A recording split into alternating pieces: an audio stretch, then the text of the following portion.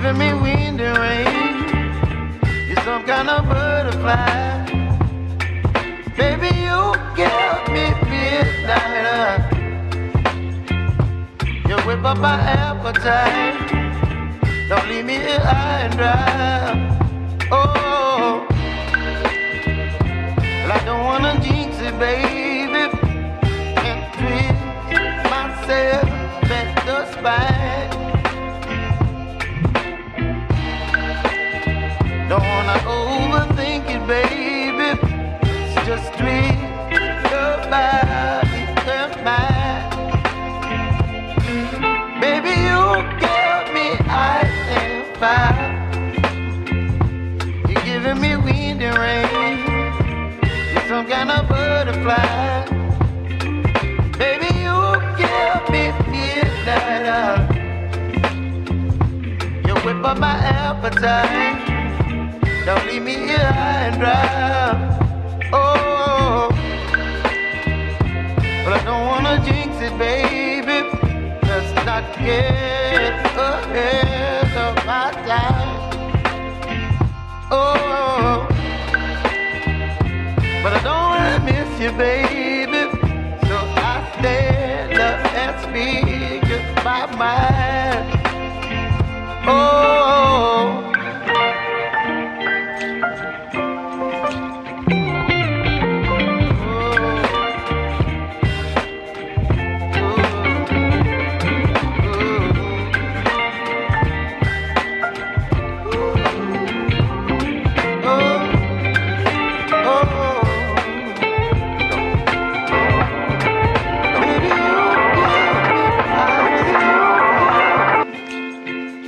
You're chilling wind and rain.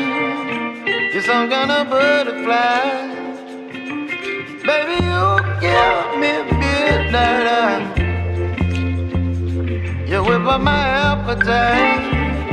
Don't leave me here high and dry.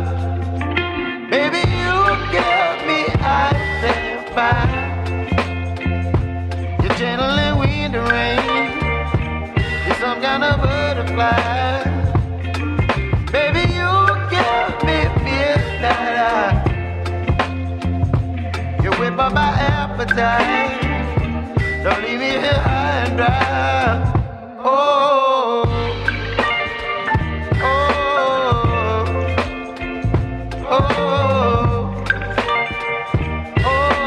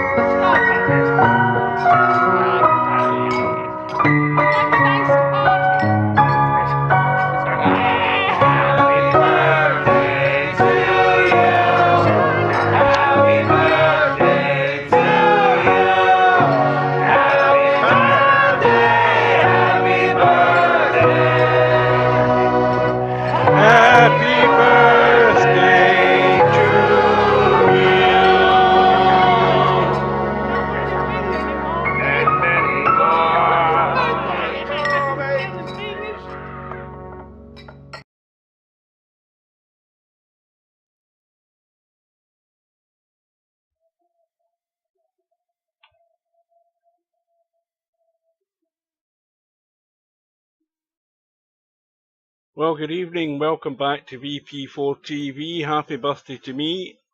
59 today. Thank you to Cobra. Well, we're trying to get a full house here on Friday night 9-ball. We were still one short a minute ago, and I think we still are. Oh, hang on, what the hell's happened here? Yeah, we're still one short. It'd be nice to get it full again, but there is still about, I hope you can hear me by the way, there's still about 2.5, 3 minutes to go, so there might be a chance. I notice Slim isn't here, he may well be busy working. VP Monster's in for the first time in a while. S. Snotty, I think he's played on a rare occasion. We've got Chase One Around, Chimpy, Coldest Pillow, DJ Simon, Fast Eddie, Christian, Larry, LS3, Simanx, Snotty, Spectre Don, Stefan. I hope Stefan plays better than what I saw last week. It was crap. Travelling TT, VP Monster, and Wenny. So, quick update. I am now streaming back on Twitch. I'm now streaming on Kick. I am now streaming on YouTube. And I'm also live streaming to my profile page on Facebook.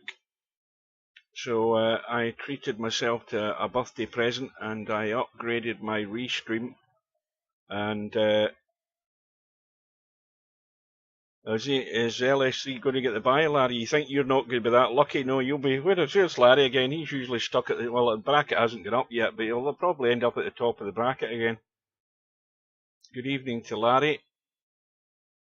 So yes, I upgraded my restream, so I can now stream to 4 different channels. Believe it or not, you can actually stream to Amazon. There's multiple places you can stream to. Welcome to Coldest Pillow, and I looked at Amazon, and of course on Amazon you get people using Restream where they're trying to flog something, so they're making videos about something they're selling. I thought, well, it wouldn't be very clever putting Virtual Pool 4 on Amazon. If you go to do some shopping on Amazon, you can watch some of their videos on products that they're trying to sell you. I thought there can't be much sport on Amazon. So you can have the choice of where you want to watch. Now, clearly, Kick is still the fastest turnaround. Second after that will be Twitch, and then after that it's YouTube, and God knows what happens with Facebook. In fact, I don't think you're watching it on HD on Facebook. It's only 720 because I'm not a whatever it is, a gamer on Facebook. I think you've got to set up a gaming page, which I did, but I haven't got a clue what the rest of the stuff is you have to do. But anyway, we'll leave that to some other time in the future. The other news is, for anybody who doesn't know, we have a final in the 8-ball bar table world championship, and that is going to go ahead on Sunday night. And the bracket must be, oh, in fact the bracket is up now. Let's just have a quick look. We didn't get a full house, so now did LS3 get the buy like Larry said she would? Oh, of course. Now, how about that, Larry? Larry, straight off the bat, he calls it, LS3 gets the buy. Larry's at the top of the bracket again, pretty much. So we've got Snotty against Christian, Larry against Coldest Pillow, Stefan against VP Monster, DJ Simon against Spectre Dawn, LS3 with a bye, Fast Eddie against Chase One Around, giving a handful to Chase One Around, and likewise for Chimpy, he's given 5 and out to Wenny, and Simanx is playing Travelling TT. So the match we're going to go in and watch is the one between DJ Simon and Spectre Dawn. That's where we're headed. Yes, the 8-ball bar table world championship final race to 15 is on Sunday evening British summer time at 1800 hours, 6 PM. That would be at 1 PM Eastern and 10 AM Pacific, I think that is. So I should be there for it. We're heading into, is it Saturday? Is it Saturday? I thought it was Sunday. Why did I say Sunday? Hang on a minute, back in a second. What have I been promoting here? Yeah, it's Saturday, you're right enough. I've got it ready to copy and paste, and I'd actually done it right, but for some reason I thought it was Sunday. Oh no, it's the World Cup final on Sunday. That's where I'll get mixed up. It's the Women's World Cup final on Sunday. That's what mixed me up. Because that was the other thing I was going to say. But the problem with that is I'll be at work on Sunday when it's on.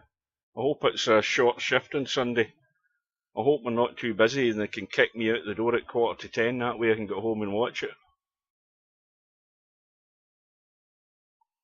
Well, the question is DJ Simon awake? Is he going to turn up, or is this just going to be a bye straight away? So, according to, that's the one thing about Restream. I was on the actual my Restream live streaming monitor page there for a minute or two, and it doesn't show me the viewer count from Kick. It shows me the viewer count from everyone else, because this Kick's so new, they've not really got it set up properly. As you can see also, I'm still streaming pure pool rather than virtual pool, because there's no such thing as virtual pool in Kick, at least not yet, and probably not for the foreseeable future either. Yeah, according to that it's showing 6. So anybody who would like to go back to Twitch, it should be live there. We're up and running on all 4 channels. The connection is excellent according to Restream, and we should all be good to go here. What the hell's happening here? That's like 4 minutes past. Simon's obviously fallen asleep.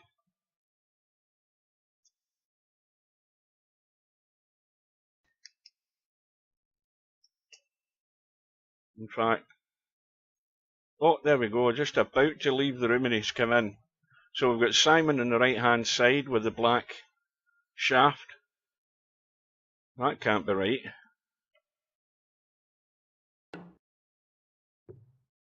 That's a black shaft. Oh no, that's right. What am I thinking? It's a lag, isn't it? I'm all over the place already at this time of night.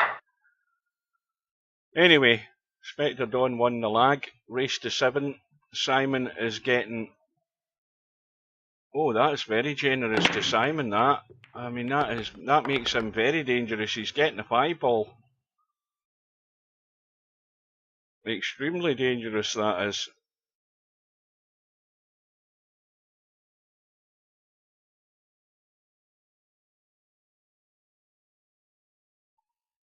So I hope we can get some viewers tomorrow night. Oh, is Stubb offering to warm me up for the final? Sure, that's a great honour.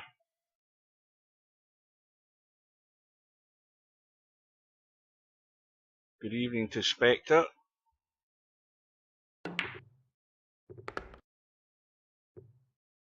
And Spectre Dawn plays the bank. He's going to have to bail out here with a jump shot and a cut in this 4. I don't think he can see enough of it, can he? Oh, maybe he can. It's tight. I think he can.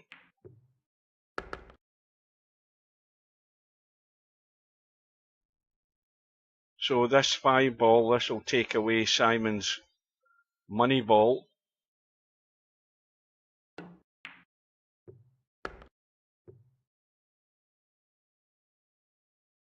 And it's looking very much like a break and run here for Spectre Dawn, straight off in the first rack. That looks a wee bit straight. No, he's got an angle, just a nice little stunt.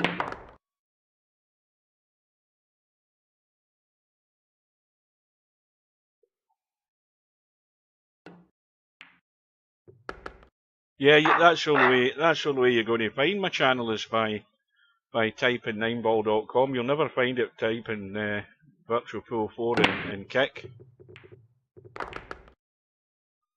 Well, it is 1080 in Kick. if you actually move your mouse over the screen, it shows you it's HD, unless it's only 720. But it looks good enough quality to me.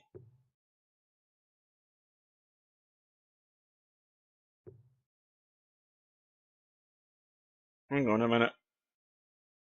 Let me just have a wee hover over that.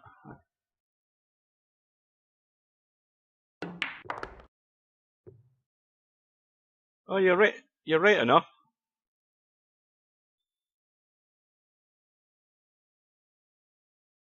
I'll wait to get back to the bloody channel now. Hang on.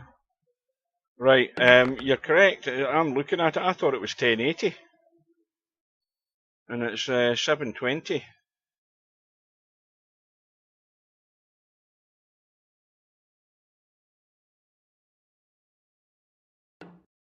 Well, that's probably another reason why it's so quick.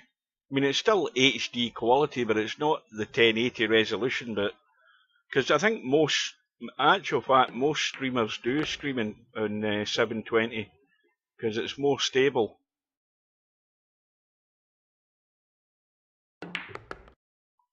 So if you want it in HD, go to Twitch or YouTube. It's definitely in HD on there. And it's probably, as I said earlier, it's 720 on Facebook. Well, there's not a lot Simon's had to do here so far. He's 2-0 down, and he needs a sniff. He can really get back into this match very quickly if he can get a shot. That's the problem. Well, we're now showing 9 on Kick. I don't know how many's on any of the other places. So Spectre Dawn just having to play the little safety. Now Simon can kick the one. Problem with kicking the one is it ain't going anywhere.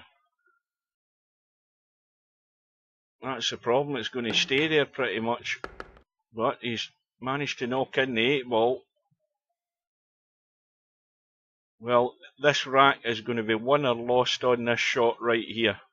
If he gets the 1 and gets up the table and can see the 2, and that's the problem with that shot. Now, has he got the second prize? He certainly has. You know, if he'd got that 1, he was bound to be out to the 5 ball there. And now he's got a great chance.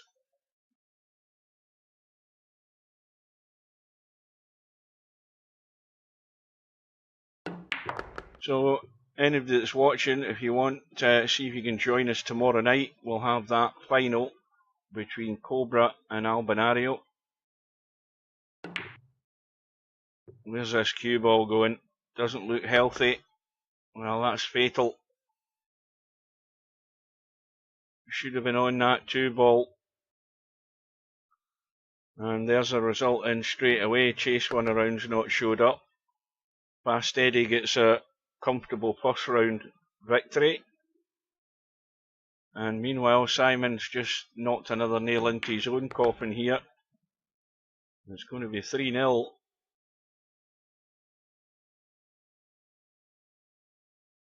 So this is August the 18th, so we've got another week to go before the Virtual Straight Pool World Championship goes live. The bracket is up. If you want to go and have a look at it, you just need to go to the calendar and advance through. In fact, tell a lie, no you don't. You're better off going to the search at the top right on the internal browser and typing in 2023 and using that as a filter on the calendar. Then it makes it easier to find the thing, or you can click the link in the lobby.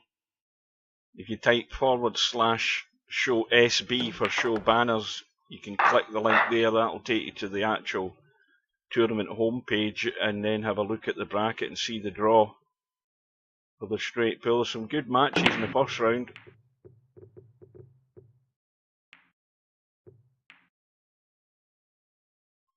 You think only some streamers get it. Semi's PC died. What's happened to his PC? I think it's a virus that's spreading. My PC was pear-shaped for a while there. Semis is gone, has it? It's not looking good here for Simon. This needs to stun past the 4 ball, which he's done. Inspector Don's off and running again. Well, that's not a good sign for the first 2 matches tonight. You've got Simanx. Did Simanx actually show up? Because he's prone to signing up and then disappearing. So they're travelling TTs. In fact, that's what's happened. Travelling TTs won by forfeit. So Simanx is a no-show. Chase one around is a no-show. And that's just people signing up for a spot and wasting somebody else's chance of getting a spot if it came to it.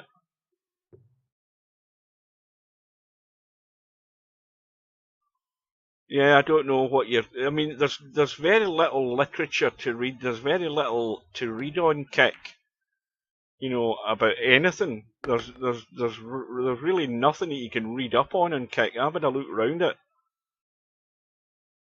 Say it's, you know, it's going to be a long term in beta, and then it's a question whether it will survive, whether it can pull in enough people from these other popular services that are available.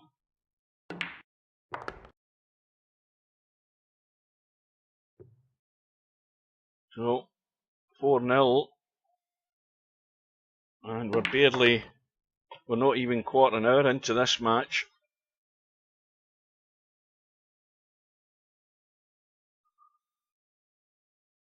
Well, that's what I said, Napnicker. We've got no Swedes in the straight pool. Big surprise, Albanario's not get in. And surprised that Bedhead wasn't interested either. Welcome to Run Out Rob. Once again, Spectre Don has a ball in the break. He's got a nasty cut on this 1 ball. Now the question is whether he wants to try and check the cue ball and bump the 2 and hope he gets lucky, or whether he's going to try and squirt out behind it, because yeah, he's bumped it, you know, he's bumped it in the right direction as well. Now the 3 ball's the tricky one, because he's going to have to get into that gap between the 5 and 7. Done that, and a little bump in the 8 keeps him in play. And it is not looking good for Simon. I think he's barely had a shot. Well, the shot he did have, he didn't get in the 2, blew his chance. Which is, keep saying, if you're up against guys like this, you can't throw away any opportunity you get. You must make the most of it. What happened to you travelling to... no, it wasn't. It was Simanx, wasn't it? My brain's gone already. I was thinking you hadn't make it, but it's Simanx that signed up and then couldn't be bothered.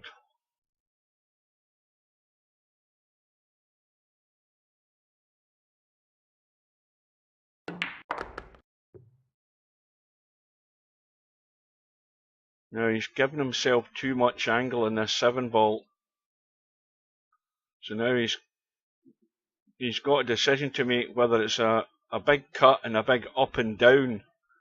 But you're then going to have to actually do something with the cue ball other than going up and down. So he's going for the combo, and that's not perfect.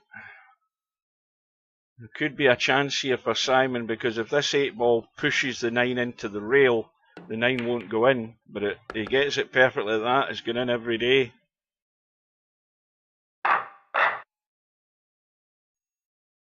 So 5-0.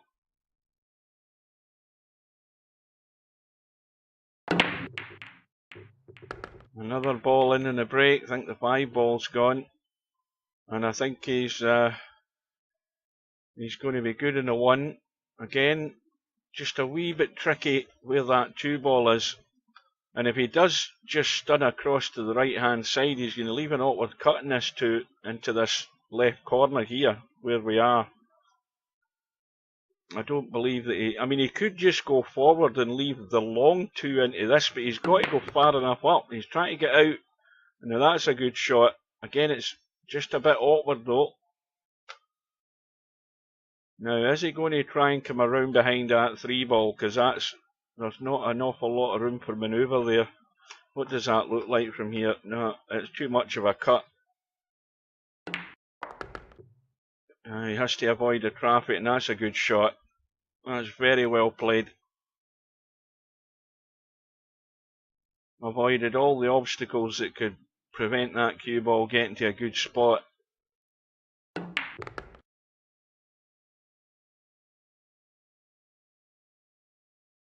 Oh, we're now up to 12 on kick. Now, we had about 12 like that last week, and they all disappeared before the bloody final last week.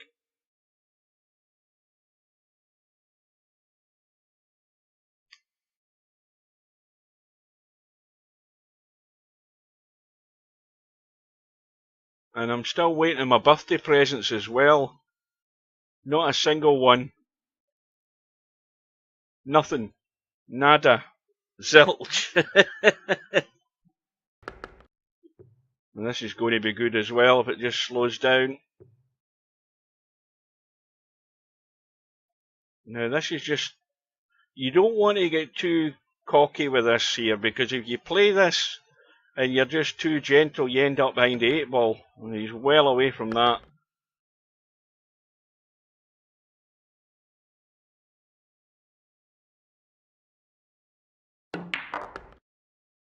Well, I posted on Facebook the other day that there's only 2 things I've got to look forward to. And that's the council doing my garden for me once I hit 60 next year. I can get them to do my garden. Well, Stefan started off like a house on fire tonight. He's beat VP Monster into the ground 7-0. Well, anything's an improvement for Stefan, because what I saw of him last week, he was terrible. And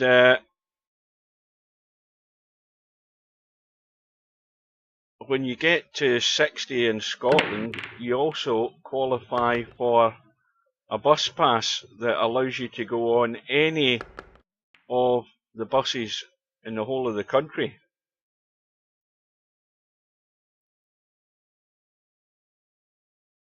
And so you can just jump on a bus and then jump on another bus and go wherever you want.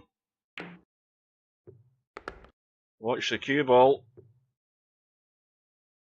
Well, I think from what I can recollect, Simon's had one chance early on. He blew that, and he's had nothing since it at all.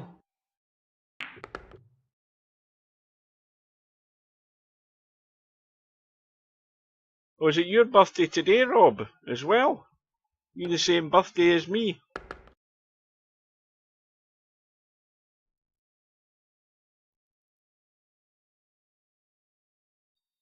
What, Monday just gone there, or Monday upcoming? And that's perfect. Absolutely pinpoint. Oh, 3 or 4 days ago. Well, happy birthday, Rob. It's a bit late, but happy birthday.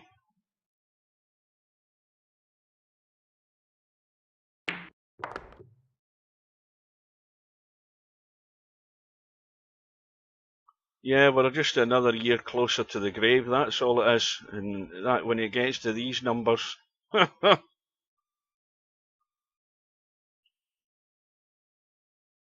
it this way, you're in the second half of the innings if it's a game of baseball. We're not at the bottom of the 9th yet, but we're heading that direction. And talking about heading in the direction, Simon's heading to the one-loss side in a minute. The way this is going. And it's thank you very much, and see you later, says Spectre Dawn. That was a beating and a half that Simon got there. He got one sniff, and that was it. So Spectre Dawn's sending out a message. He's not hanging about tonight. a brutal start by him, and that took all of 20 minutes, give or take a minute or so. Now let's see what we've got here.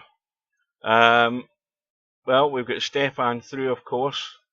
We've got Snotty and Christian still going there, 4-1 there to Christian. Larry is on the hill against Coldest Pillow. Coldest Pillow getting the 8 ball. And LS3, having got a bye, is now going to be playing Chase One Around. What happened to Fast Eddie? Did Fast Eddie not show either? I never noticed that. And Chimpy is 5-3 up against Winnie. And Simank's, of course, forfeited also. So the first round matches are still 2 left. And let's go in and see these people that I never watch.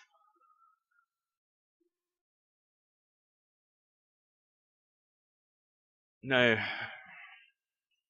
let's find out where they're from. Well, according to this, Christian is from Estonia, and Snotty, according to that, is from the UK. And they're both, well, fairly evenly matched as far as rating goes. But let's see who can string more than 2 balls together here.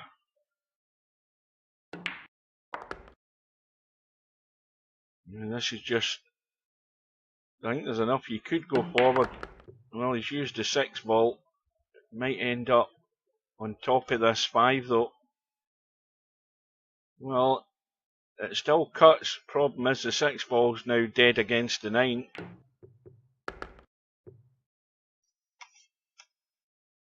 Six ball doesn't go.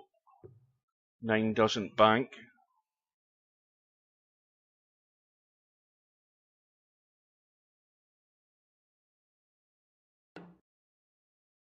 This is going to be a disaster because it ain't getting to a rail.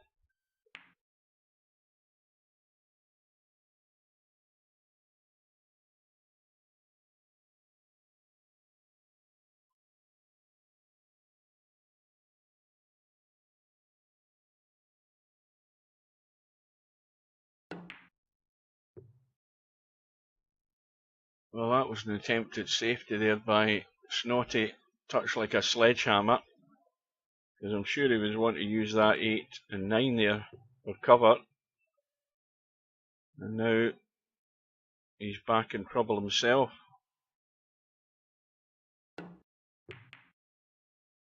Welcome to Dwight.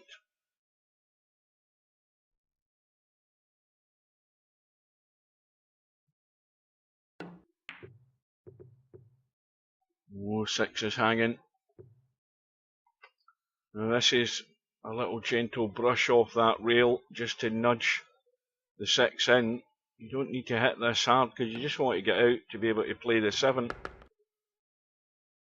Don't want to be hampered by the 9 though. I think that's fine.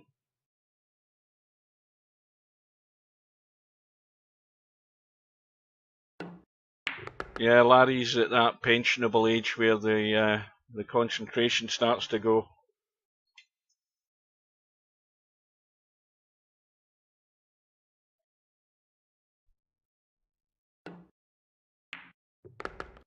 Oh, that could have done me coming out a wee bit further. That cue ball.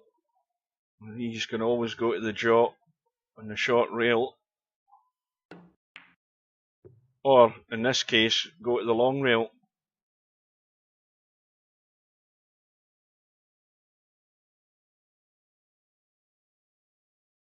Well, this is difficult to keep safe. I mean, you can try feathering it along the rail, but your chances are he may well leave a bank, so he's giving it a blast and a hope. And now he needs to hope it keeps running to make any cut angle a lot tougher. And that's certainly tough enough. But that was well done. So Snotty is back to within 1.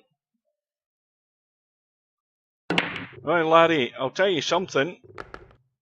Your odds on doing well in this straight pull tournament have suddenly grown. You're going to be one of the favourites. I think you're in with a very good chance, especially with Albinario and Bedhead giving it a miss.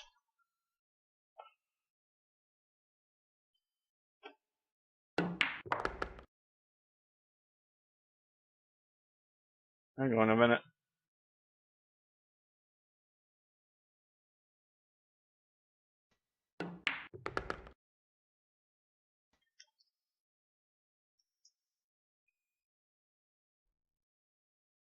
Yeah, well, Stubbs' odds are always the same. He's fine until he comes up against somebody who's going to really punish him for his mistakes.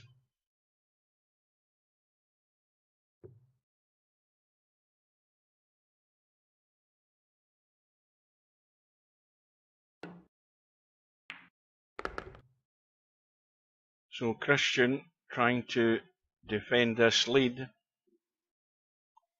Well, this is cut the 7 and just let the cue ball do its thing. And likewise with this, you don't want to try doing anything elaborate. You've just got to leave the cut on the 9 by running the cue ball back across the table.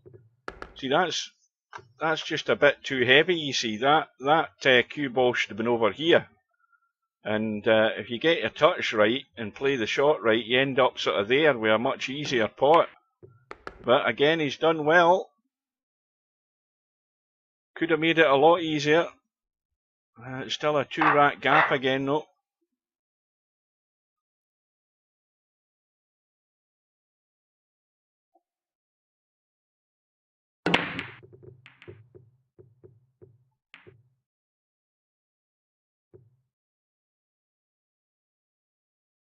Break is dry.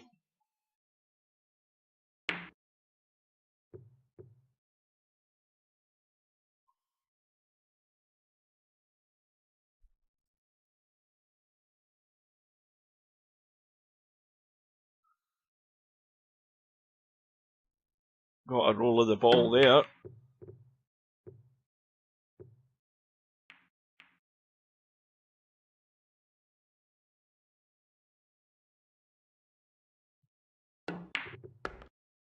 So Cobra, has Parliament given the go-ahead for the pubs to open at 10:30 in the morning tomorrow down in England?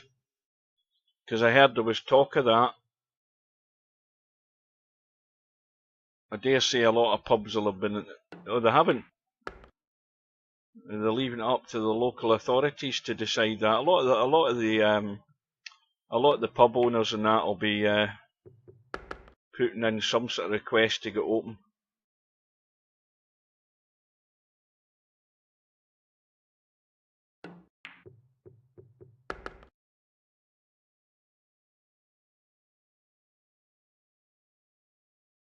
Well, I'd be thinning this 5 and trying to duck up table, but that'll work.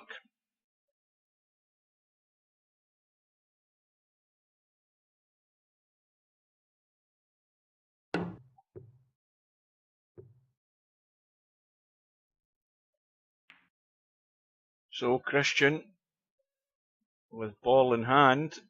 Now let's see if Christian can put these balls together and get out. See, that's not great. That's dead straight. The problem is if you draw this dead straight, you end up getting too close to the 7. And now he's had a bash. Oh, and he's going to fluke the 6. There you go. That's what happens when you give it a bash.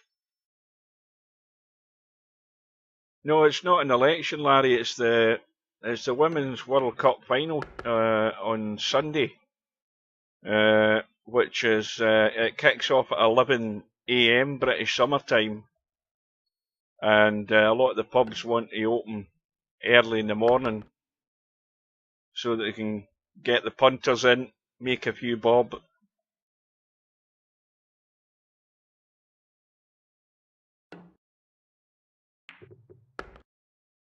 Well, Christian gets it done. One away with the break.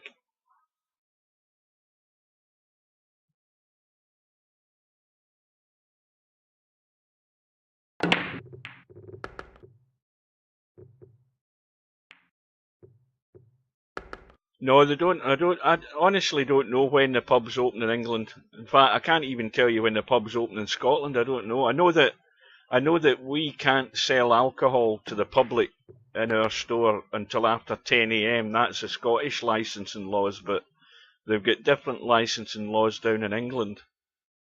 Cobra will know when the pubs open down south. Probably 11 o'clock in the morning, I would imagine.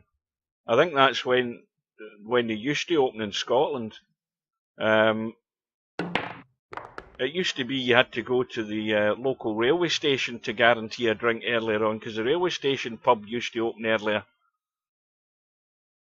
Now, that's a result come through there, and I can't read it because it's a little logo in the middle of my screen.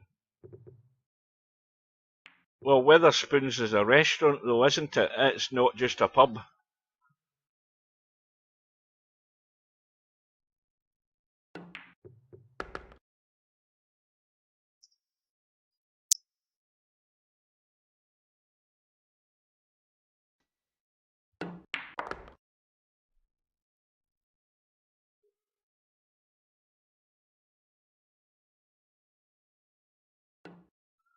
Aye, VP Monster.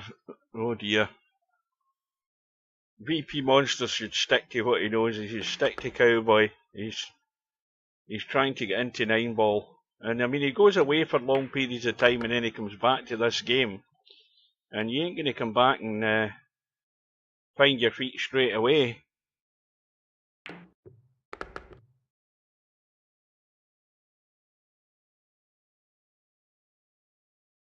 Well, Chimpy has gone through by 7 racks to 4, and Christian has gone through by 7 racks to 3, and DJ Simon survives at least one match in the one loss side. So that result will update in a second. Larry's now got Christian in round 2, and Larry will be giving a handful to Christian in a minute. Stefan is now playing Spectre Dawn. Spectre Dawn is 2-1 up. Stefan's getting a 6-ball. LS3 is... Oh, LS3's in trouble. Let's get into that round 2 match. LS3, of course, giving away 6 and out here to chase one around. So any mistakes that LS3's making are going to be culpable to our downfall here. Can't make any mistake once this 3-ball has gone, because every ball now is chase one around's money ball.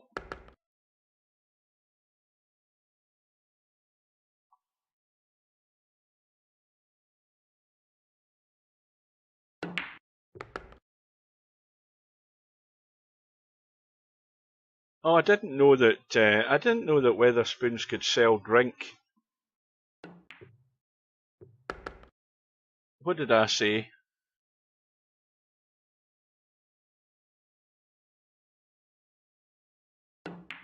Was it LS3 is at the table? I don't know what's happening now. I'm trying to read the chat and I'm trying to look at the match as well at the same time, and I can't multitask. But that's LS3 and she's one behind now.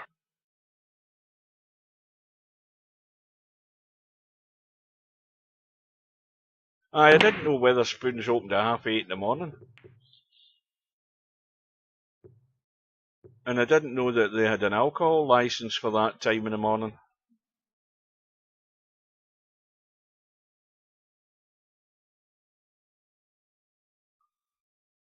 Well, LS3's came up dry. And chase one around.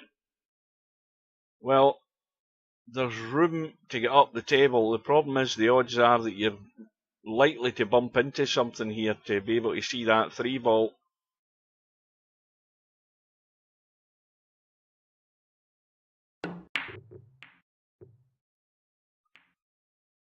Well, missed the 2, ran into the 5, but has left it pretty safe.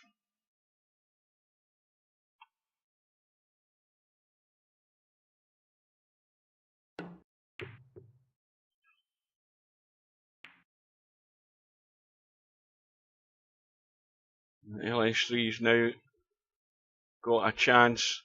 LS3's got a similar problem here. She can cut the 2, I think, no problem. Problem is where the cue ball's going.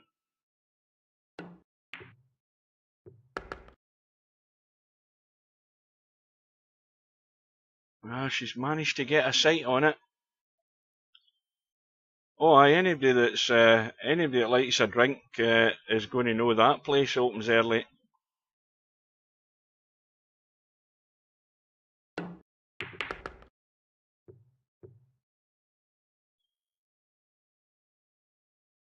Well, now it's danger time.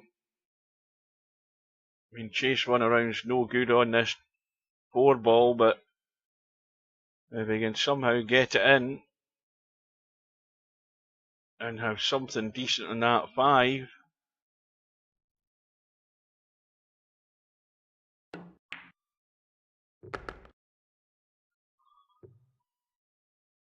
Well, once again, I know what I'd be trying to do, but it's a dangerous shot. I'd be trying to cut that 5 between the 9 and 7 and duck for cover. Back up this end of the table here, that's what I'd be trying.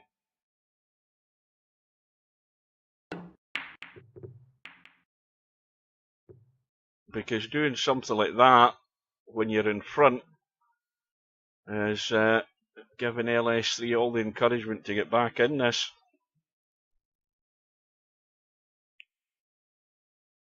The only thing I know is that years ago, if you wanted a drink early in my town, and this was before such things as Witherspoons and places like that, I know that the only place you were guaranteed a drink early on in the day, that was to go into the railway station. And it was like the same thing as like you're saying, all the hardcore drinkers knew that as well, so that's where they headed. They weren't waiting for a train, they were just waiting in the they were just waiting in the bar opening.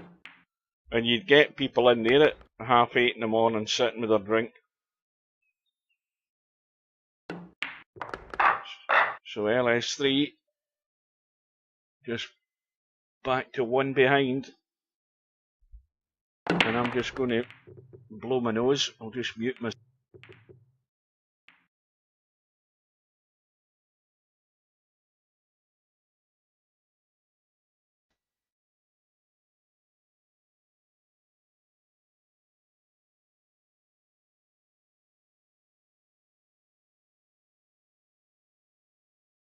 Yeah, that's what some of these players do. They sign up, they lose a match, and then they either haven't a clue it's a double elimination or they just haven't the stomach for the rest of it.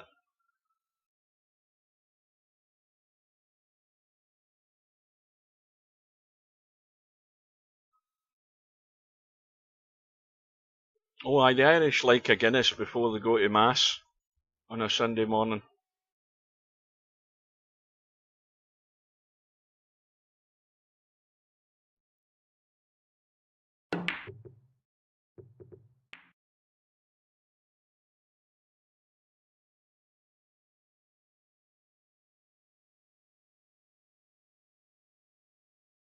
Well, this isn't going to be quite as straightforward here for LS3. Dodgy shot in the 1. 3 balls hidden away here.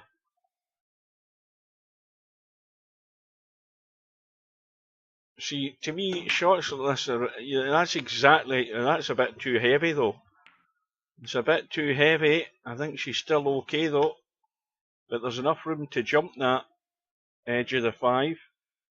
I don't know how chase 1 around handles a jump cue. We'll find out.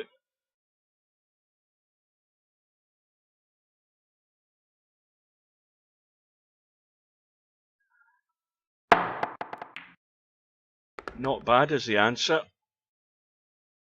Well, now chase 1 around can put LS3 in trouble here. Now, this is where you've got to use your head. I mean, you can go for the cut in this 3 if you can see enough, but no, you can't. So you've got to duck for cover here. You got a very easy safety shot off this 3 ball. And that again, that's just not thinking. You know, that's not thinking. And this is the thing that gets me moaning about these players. You know what I'm like. You know, if you're thinking any sort of strategy about what you're doing, you don't do that.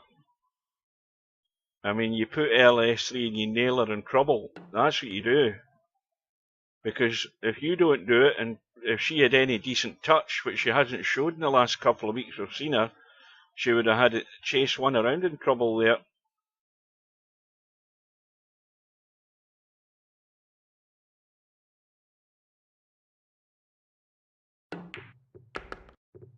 And that bump in the 6 gets it into play. Now, this is where you do play the cut and you do let the cue ball run. You've just got to hope that you don't run into the 5 and 9 when you do this, because that's where the cue ball's heading. And, oh dear. You know, you've got to play something a bit more controlled. So now LS3 will have a 5-9 combo that she's got to get on. And again, this isn't great for doing that. Well, she'll settle for that though. Got the bump in the 5, brought it into play.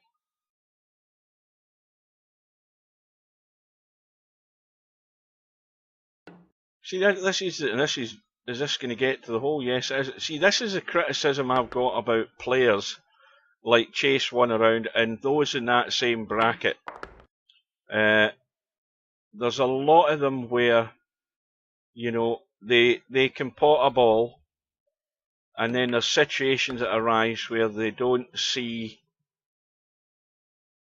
an obvious shot that more experienced players do, or they don't play the sensible shot, and you always gets me wondering whether they're actually thinking about what they're doing at all. And most of the time, the evidence is clear to me that they're not.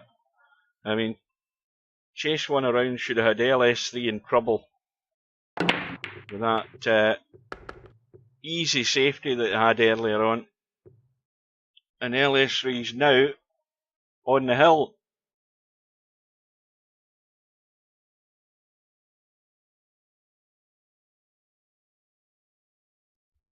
Well, I presume Wenny's gone through because Simax is a no-show.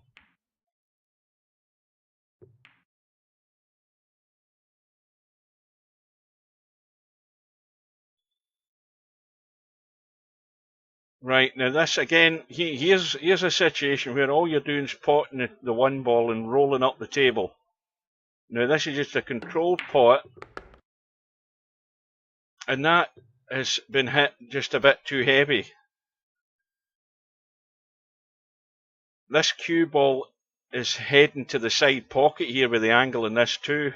The pot's taking, the cue ball's heading to the side pocket. No, it must have been a lot straighter than it looked. That looked the angle from this end of the table that was running to the side pocket. Well, it's cue balls run through too far, and this is what a lot of players do. They just don't get themselves under control, and if they don't have that cue ball under control, disaster's going to follow. Well, Coldest Pillow's got it right. Snotty's done a runner.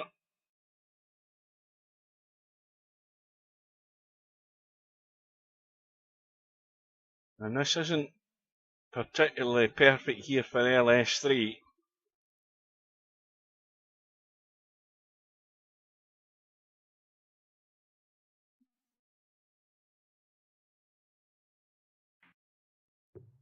Watch that 8 ball. Oh dear. Well, the odds are always in that happening. And now the cue ball's gone in.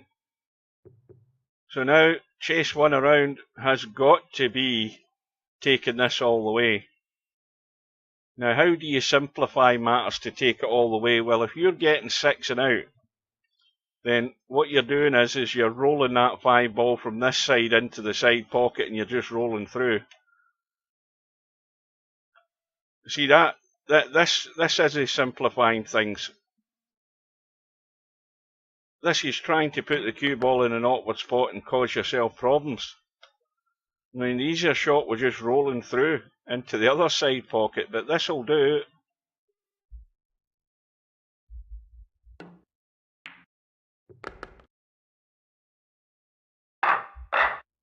Well, now it's anybody's.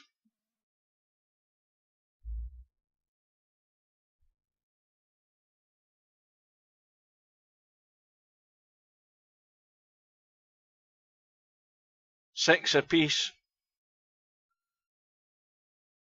Well, LS3's got to think she's going to have a chance here, because it's very unlikely that Chase One Around's going to be able to run to the 6 ball, but the way these balls are going in, oh well, that might have just come to LS3's rescue here. 2 money balls have gone in, the 7 and 8 have come back up, and that 4 ball has just saved LS3 by blocking the 1.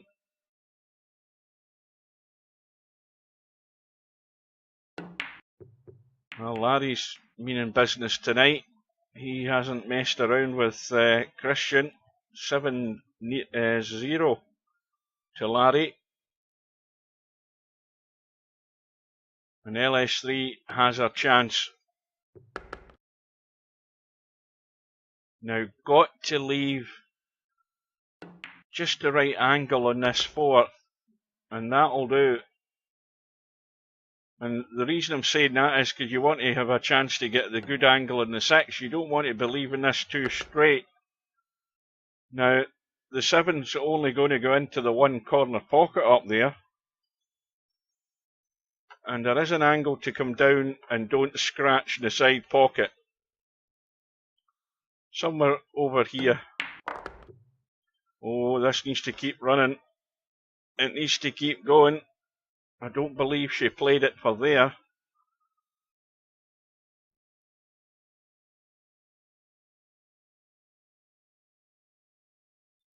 And you don't want to run into the 9 ball either. Oh, this is going to land on top, is it? Well, this is a twitchy one. This is one of these wee twitchy ones. Watch the cue ball as well.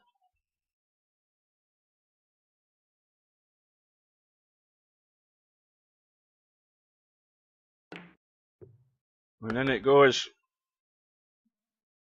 So LS3's going to go through. I wouldn't say convincingly, but she's survived and beats Chase One Around by 7 racks to 6. So we've had a few more results come through. Let's have a refresher here. We've now got Larry through, waiting to play the winner of Stefan and Spectre Dawn, and LS3 of course now waiting on the winner of Chimpy and Travelling TT. So let's jump into this match here. It looks like Spectre Dawn's going to go through, although this table's not sitting great at the moment. And Stefan getting a 6 ball. And already he's no good on the 3. Now he's got to hope he can bump into that 8. Oh dear, I mean, I don't know why he's drawn off that. He could have just he could have just played the pot and let the cue ball run into the 8 and 9. I don't think it would have done him much harm, because he doesn't need to worry about the 7 or anything like that. He only needs to get to the 6.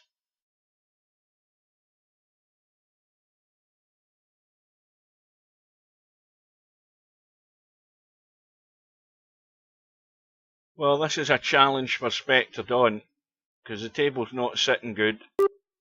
I presume he can see the 3, can he? Oh, maybe not.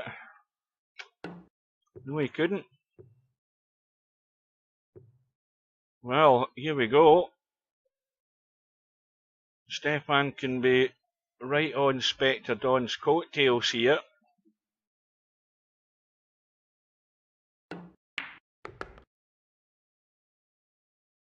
So now just the 4, 5 and 6.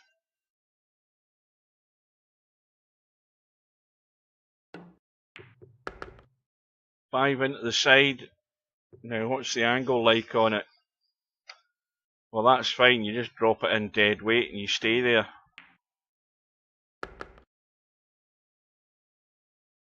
So 6 ball to get back within 1.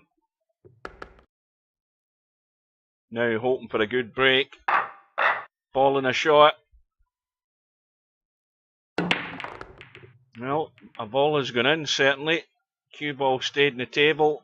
I don't think the 1 ball is very good though.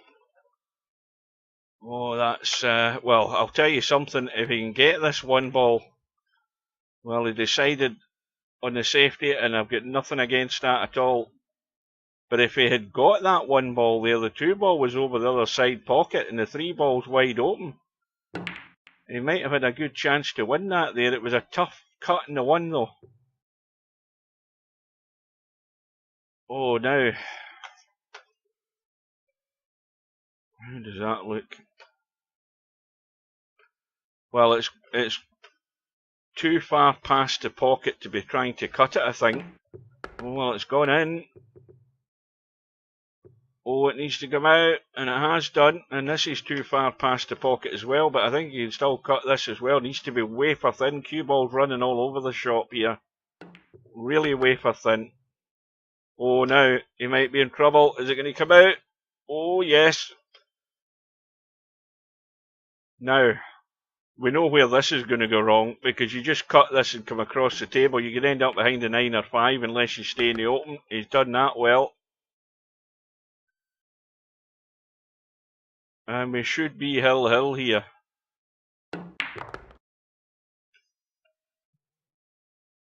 And this again, just a dead weight drop.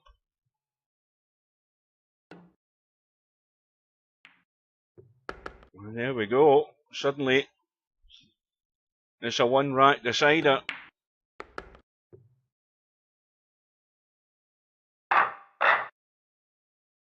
Well, already this is far better than Stefan played last week in the match I saw him in.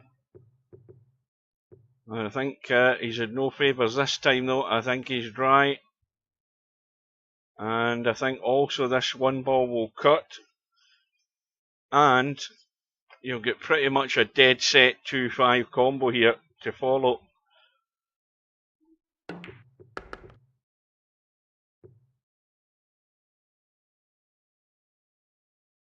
Well, the 2 ball's going to stay up there.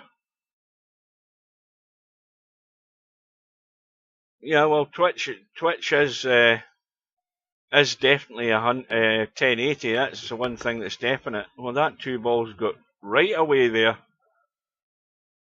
I didn't think. I think if he'd hit that thin enough, I didn't think that was going to come down this end of the table. And suddenly it's a lot tougher than it possibly could have been.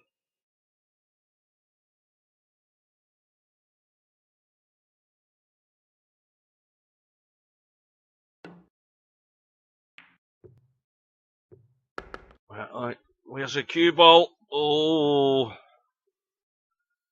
Well, I think this is going to be all over because the angle that Spectre Dawn will leave himself in the 4 will make it nice and simple to get onto that 6. And that's, well, that's a bit straight. That's suddenly not quite as simple. Oh, he's managed to tweak it. And he's perfect. I'll have a quick drink. Yeah, I mean, I think you'll find that if you watch most of the gamers, I think most of them do stream in 720. And it's not that they can't stream in 1080, I think it's more for stability. It's for, it's for not wasting too much bandwidth and more reliability. I mean, some of them are more than likely sharing their internet connection with brothers and sisters and every other member of the family as well. I mean, I'm fine, there's nobody else using my internet. Well, Spectre Dawn survives a bit of a scare, but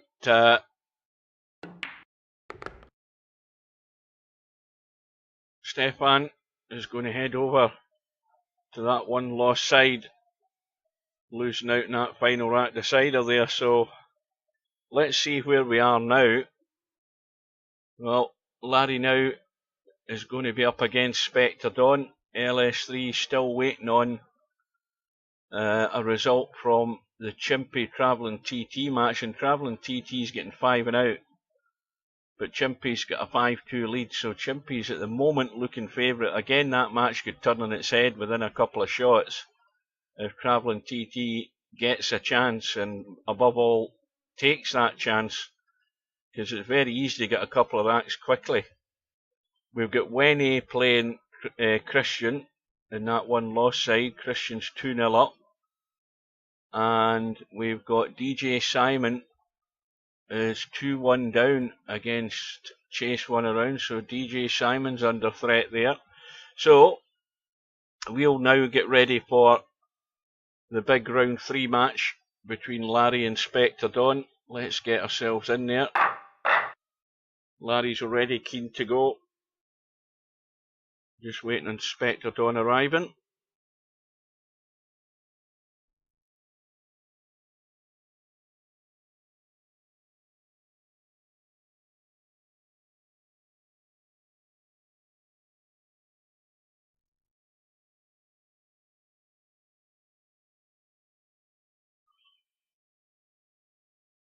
Well, the forecast isn't too good for down south tonight. The forecast's a fair bit of heavy rain, and the wind is getting up here.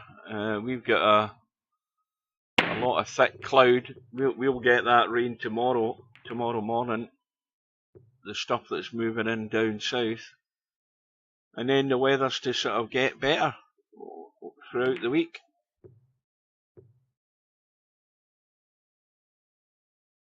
So Spectre Dawn is just keeping Larry waiting.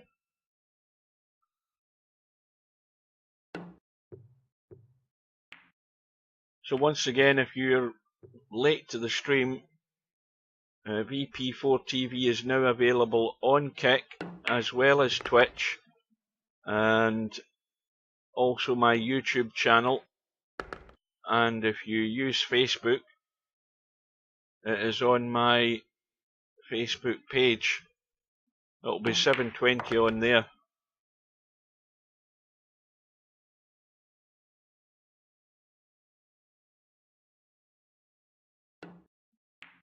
So of course the clock is ticking for Spectre Dawn. He might have gone to the bathroom or something.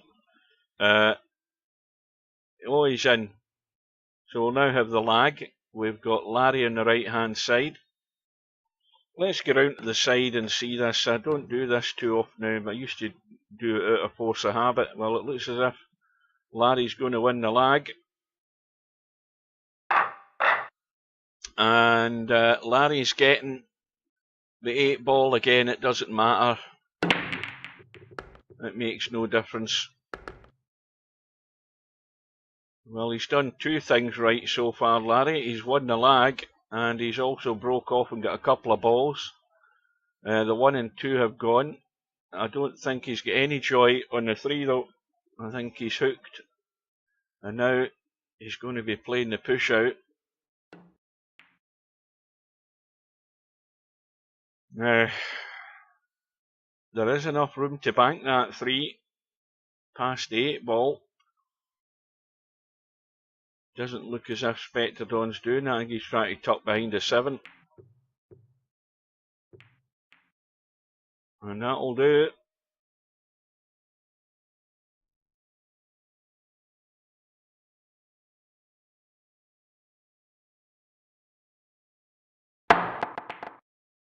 And I think Steve will be back a week tonight. I think rough. Who was it that said the other day there? I can't remember. Did they say the 25th it is he's back? So it's like a week tonight he'll be back.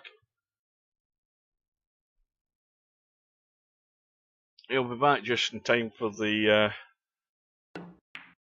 bracket going live in the straight pool.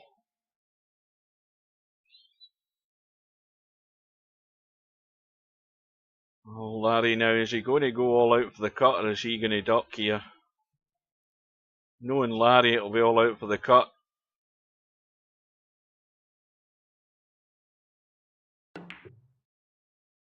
Now he needs a nice bump. He didn't get it. But I think he'll take it. He can still cut the 6 and come back across the table. That was a good cut in that 5 ball.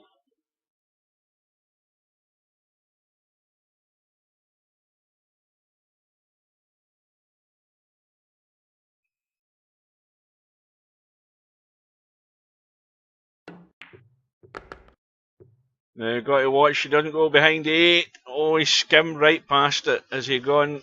Yeah, he has. He's going to have to bail out with the jump stick. Now, the worst thing that could have happened there was just bumping an edge in that 8 ball. He would have been fine. But he actually just skimmed directly past it, right behind the line of it. And now he's good to go. Just needs the 8 ball.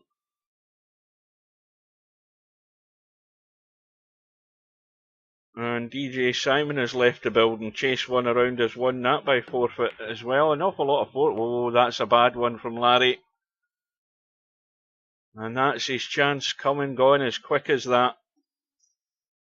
Everything was going pretty much okay until he got in trouble behind that 8 ball. And now he's missed the cut.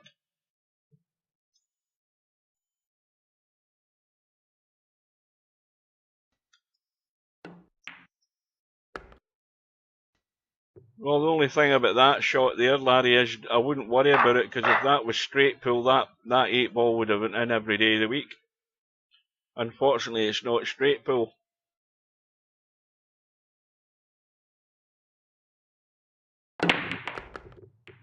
Inspector Don, a good solid break, couple of balls going in, sitting pretty good in the 1.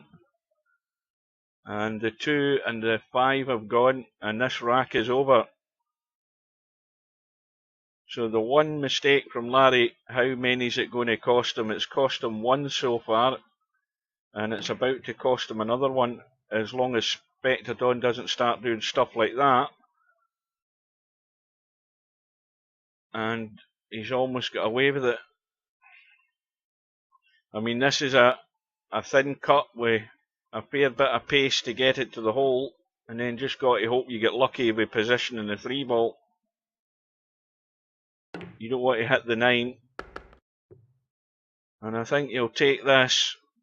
Now he's got to take the advantage here. He can't be wasting this opportunity. That's not great. He's going to have to run here. Now, let me have a look at this, see what the commentator's eye says. Well, first of all, he's got to tweak the cue ball to make sure he's avoiding the 9. And if he can just avoid that and get the couple of rails, he should be fine. That's perfect. That is absolutely perfect, as long as it's not straight. Well, it is straight, but I think he's still fine. He can tweak this a little bit if he wants, or he can just stop it and leave the 7 long up the table. But he can pinch a wee bit if he wants to take the 7 on the side. Well, this isn't ideal, because now he's having to avoid the side pocket by digging in and coming back a wee bit here. Yeah. So just the 8 ball for 1 apiece.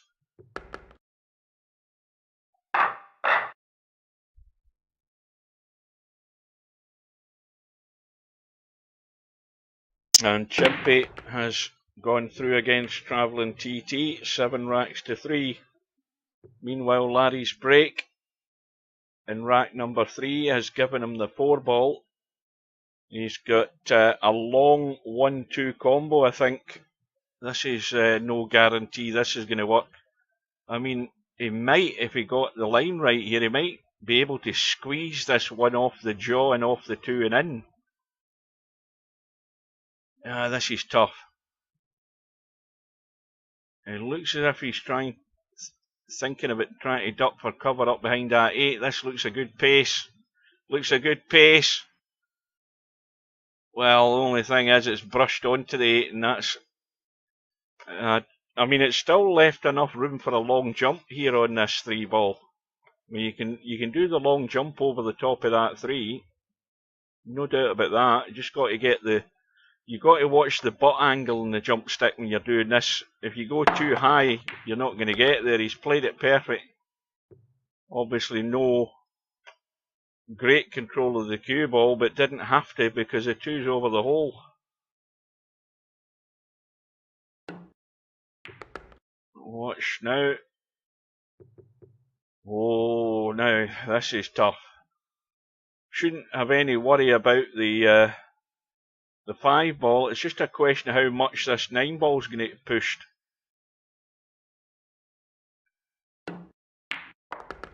Well, he's hit it hard enough, and it's actually bumped to 5 and got it into the perfect spot. So Larry's going to be trailing again in a second or 2.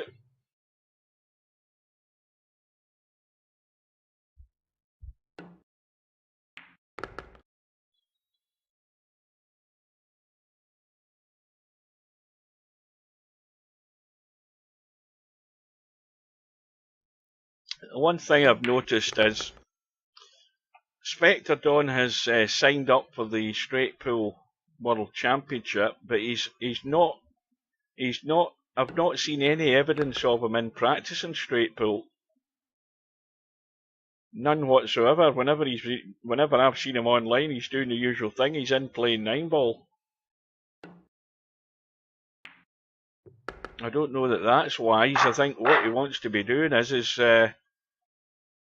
getting his head round finding this break shot in straight pool, because there's no doubt he can pop balls, and there's no doubt he can take advantage of the more generous pockets in the straight pool tournament, but is he going to be perfecting his choice of break shot?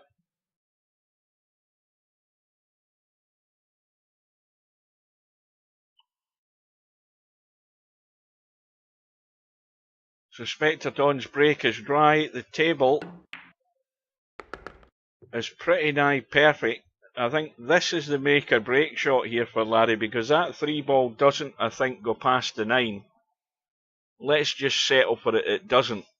And it doesn't go past the 8. So you've got to get good on that 3. And he's got the angle to come up the table. He needs to miss the 4, which he's well away from.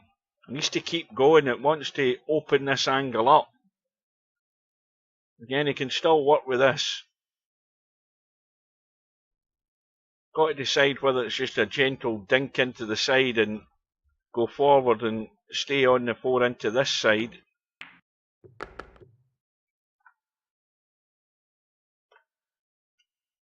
Now this is going forward, wants to land on top of the 5, so he just wants to leave it far enough away from the 5 so he can cut it. And where's he going? Oh, I don't know that that was the shot I'd have played. I don't know that that's the shot I would have played. I mean, this is trickier than you want. I think Larry was hoping to go through even further in this 5 ball. But it's another good recovery, but you just don't want to be playing recovery shots like that all night. So again, he's in reasonable shape here. I mean, you cut the 6 and anywhere up the table you're seeing the 7 ball. I think he's got to err on the safer side here and just get the cue ball up table. I don't think he wants to be trying to get pinpoint perfect in this 7, because he should be out either way. I'd have still preferred being further up the table just to open that angle out a bit.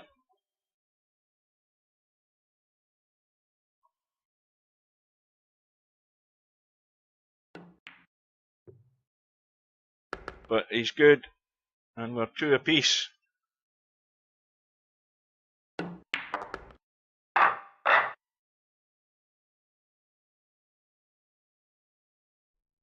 So rack number 5. And Larry's got a ball. He's not going to have a shot though. So it's going to be another push out.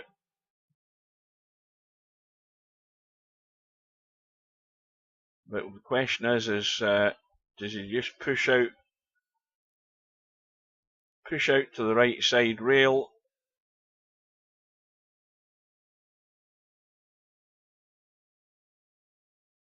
I mean, he could push up to that top left-hand corner, but, you know, doing that still leaves a cut on here for Spectrodon's going to go for this. He's going to cut it either way, because he can cut it into the left or right-hand side. None of them are easy. I'd be very surprised if he doesn't have a go. So the bait has been left out there for Spectrodon, and surprising, he's decided he isn't, and he's played the wiser shot and put Larry back in trouble. And Christian has taken out Wenny in a final rack in the 1 lost side.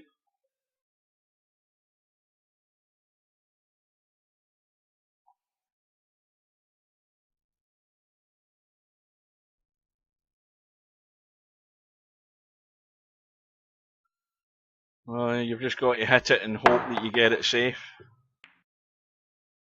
And that'll do in terms of not leaving anything easy. The 1 doesn't go past the 7. Well, it could have finished worse than this. That's not bad.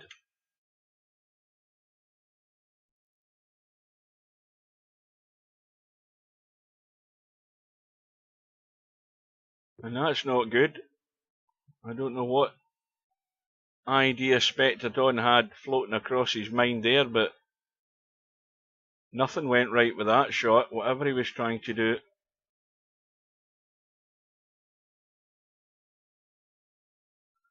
Well, the safest route would be going as far. See, he's tried to play the dinky shot. If that was me, I would have played that up into the top corner and just ran forward off the rail and into the open space. It would have left a longer shot in the 2, but it was a guarantee that I was getting there. And again, he's made the ultimate mistake, missing the first shot. And Spectrodon all over this like a rash. That's no good though. I think he was looking for the bump in that 9.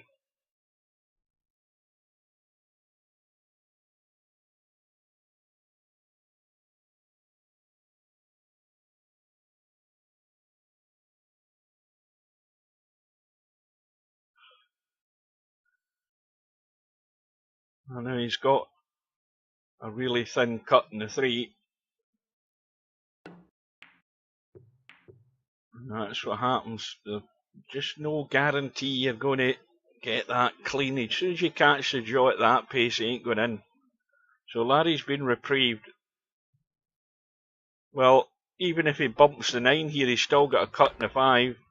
And he's got to have the legs. He's got to get the legs. And again, he's left it awkward. Well, Larry, I think we're hoping he hits something here. And he's not hit the 5. He hasn't hit it hard enough. Had to hit that with a lot of pace to get it rolling. Well, I'm sure Larry wasn't expecting a second goal, but I very much doubt he's going to get a third goal here. Although, this again isn't a gimme. This 6 ball. Another result. Stefan is taken out Fast Eddie. 4 racks to 1. Stefan's on a roll tonight.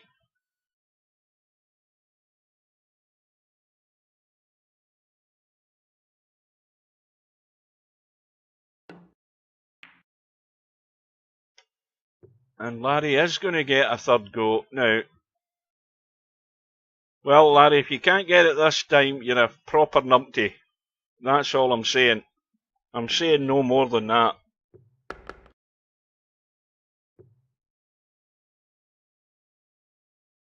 Well, how often does Spectre Dawn give you 3 opportunities to win a rack? Not very often. That's the answer. So the 8 ball goes in. Larry goes back into the lead. Now he's got to take advantage of that, because I'm pretty certain he'd given that up, that rack. And he's had a right bonus there. A couple of balls going in the break. But the 1 ball is no good. Again, Larry's going to be going for the cut. Right, Bedhead, give us your excuses. Good evening, by the way. You can wish me happy birthday later on.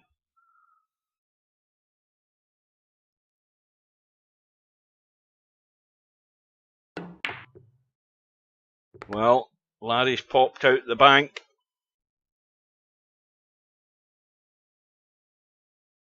Well, I think you cut this and you spin it to the long rail on the left and you let the cue ball run. You're bound to come into the table and be on the 3 here. That's what I'd be doing. See, I wouldn't be doing that. See, Larry's trying to get too good. He's trying to get too good. And, you know, my shot was letting the cue ball run into possible danger, but the odds are you were going to be out in the open and have a shot in that 3, and he's trying to be too cute. And meanwhile, Spectre Dawn's up to no good here either.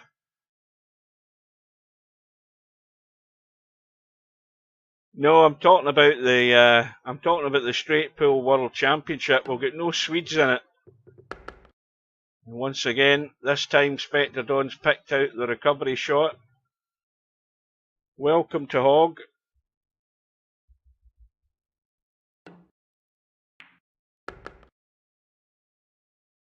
Oh, was Bedhead in it and withdrew? I didn't know that. That's even worse. Was that because Albinaria wasn't in it, do you think?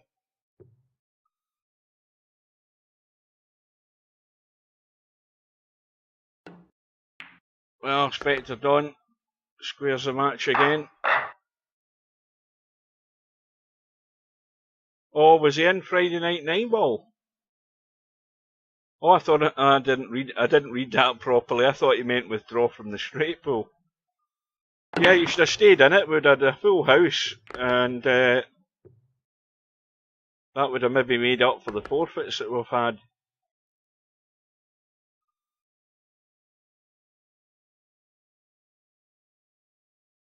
Spectre Dawn, couple of balls in the break. 4 and the 6 have gone. Well, you didn't really enjoy it because it was the narrow pockets. You would have enjoyed this a lot better with the normal pockets. Well, there's a disaster there from Spectre Dawn. A total disaster. He hasn't got a ball to a rail. He's given Larry a gift here.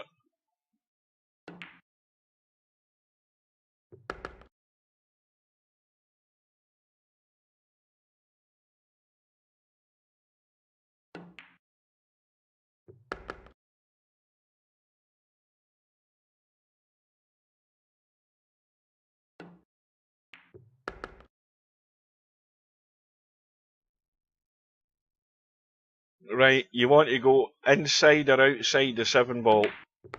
So he's outside the 7. So now he should be right side of the table for the 8 into the same pocket. Oh, he's trying to hold it. Again, he hasn't finished too square on it, so he should be fine.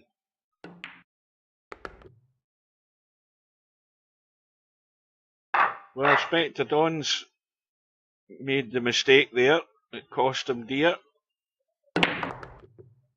And there's that line of 3 balls again on the break.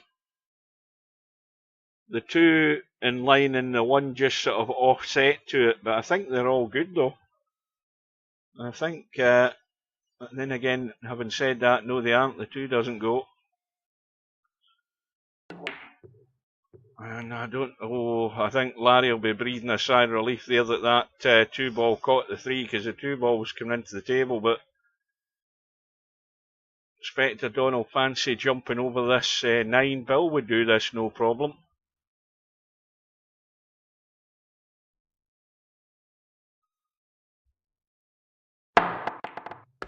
And that's the odds on that happening were fairly high, because you can't really control the cue ball when you're doing the jump. So once again, Larry gets a big reprieve and can take full advantage here for a 2-rack lead. So he just needs up to that 7 ball. Now, if I'm Larry, I'm wanting good in the 6 so that I'm playing the 7 down into this corner pocket here on the right hand side. And that way you should be reasonably good at getting on the 8. So what he really wants to try and do is go forward and run onto that rail, right on the rail if he can. And that'll do. He can play a stopper.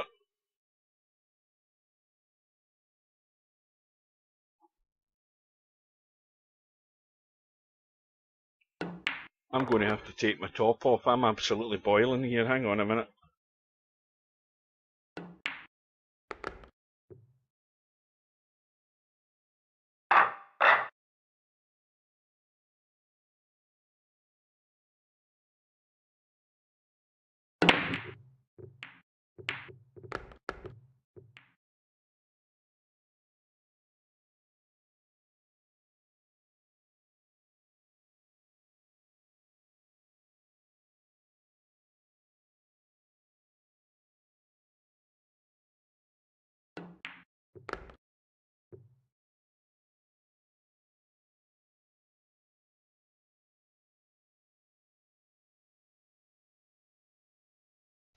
That's better. That gives me a chance now to cool down before I go to bed, because I was absolutely stewing. Right, so we've got Larry with a 5-3 lead. He's in the ball in the break, or balls in the break. He's good in the 3. The 4 ball's handy. And really the one that's make a break here is the 4 to the 5. And it just depends on how good he is on the 4. Now, the safest route is just going forward behind the 8 ball and around the corner and up to the right hand side. Just like that. And Coldest Pillow has taken out Travelling TT, 4 racks to 2. And Larry should be on the hill here.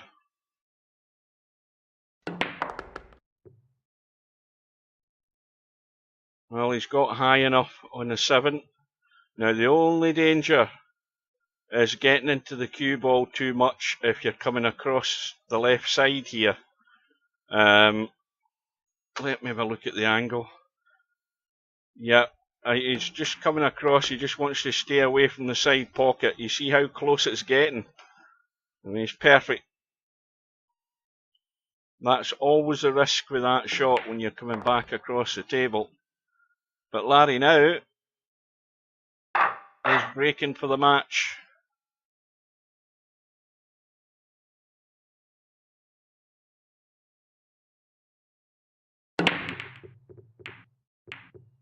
And he's dry. Let's have a quick look at the bracket and see what's happening here.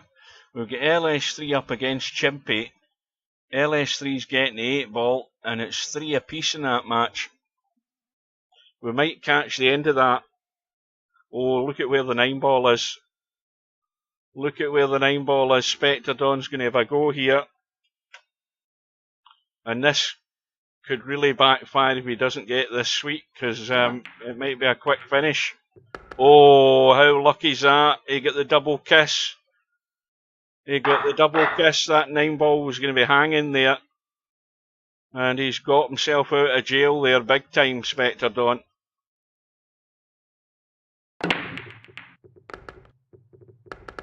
Oh, and now look what happens. He can't stop potting balls in the break. The 2, the 3 and the 5 have gone. He's going to be taking a lump of that 4 ball here in a second or 2, and he doesn't want to double kiss it because he'll just leave it there. That's the next ball he has to get, and that's what he's done. He's got the cut.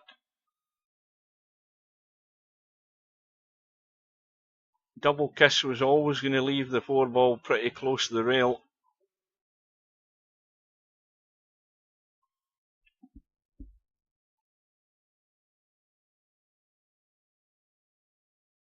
Well, I don't know what's happening with my viewers on Kick. They've got a terrible hat. That's not going to get there.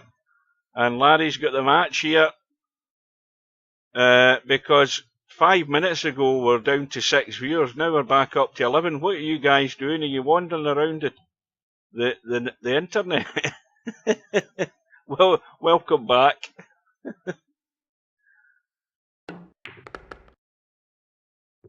Well, this is a gift for Larry here. Let's have a quick look at the 8-ball, because again, he doesn't want to be leaving this a big cut. It's off the rail, it's not frozen, but he's going to be pretty good on this 8-ball when he pots the 6.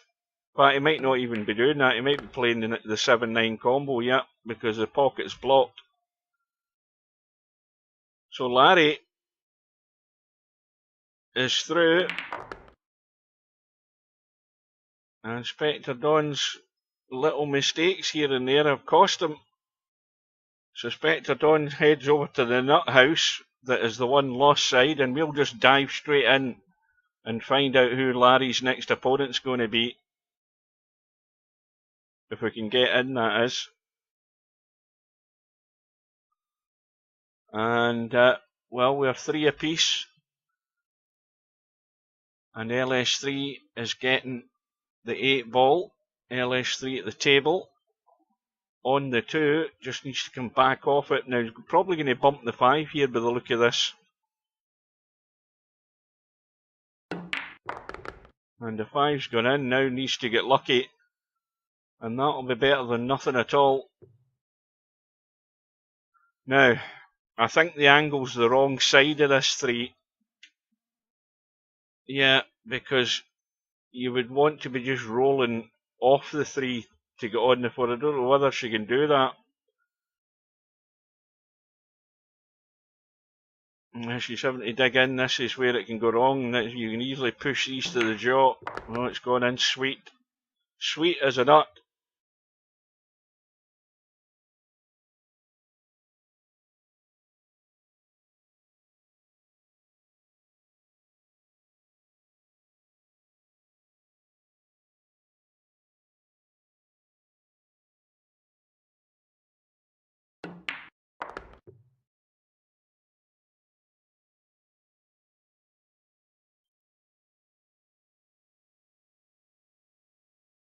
Has any of you guys ever watched? I was watching the Godfather the other night again. They're showing the Godfather trilogy over the next week or two on Film 4, and I was watching it again. And there's one thing about the Godfather movie, and this is something to look out for if it's never caught your eye before, but it's something to bear in mind if you ever watch it again.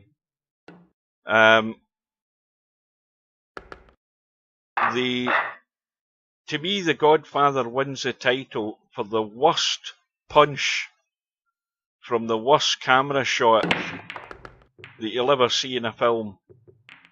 I'm telling you that now. You'll never see a worse punch in a movie than you'll do by watching The Godfather. And I'll tell you where to look out for it if it's never caught you. You can't miss it. It's got to catch your eye. I mean, I see it every time. It's the thing I look out for whenever I watch The Godfather. But you know the character Sonny, who is the eldest son of Vito Corleone, who was played by James Caan.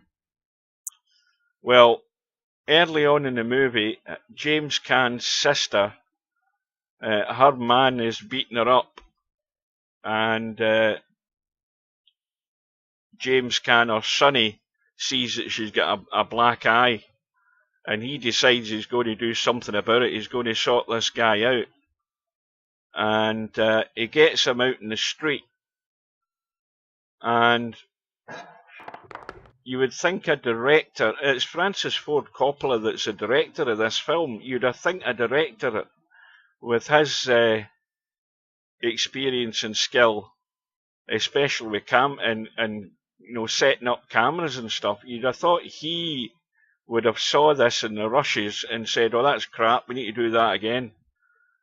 Because Sonny is beating up this husband of his sister and making sure that he's not going to touch her again, and the camera's sort of looking down the street towards him, side on, as he goes to swing a punch at this guy.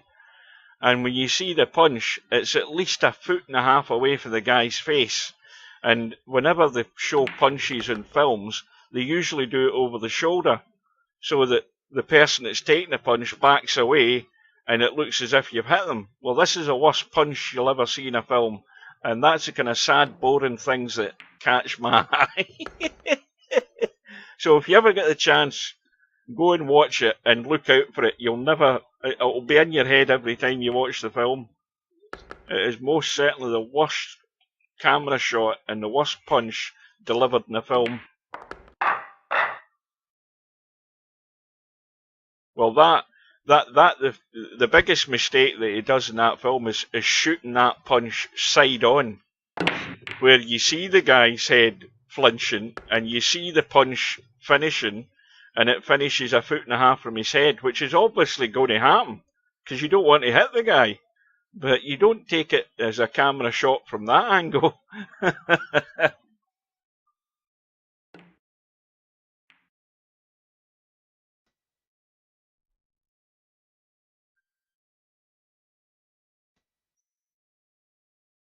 I still think The Godfather 2 is the better film of the three of them.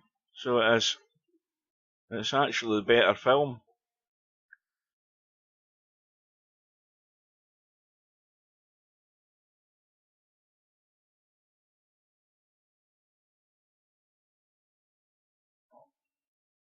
Well, LS3 has a 2-rack gap. Oh dear. Chimpy has gone in off.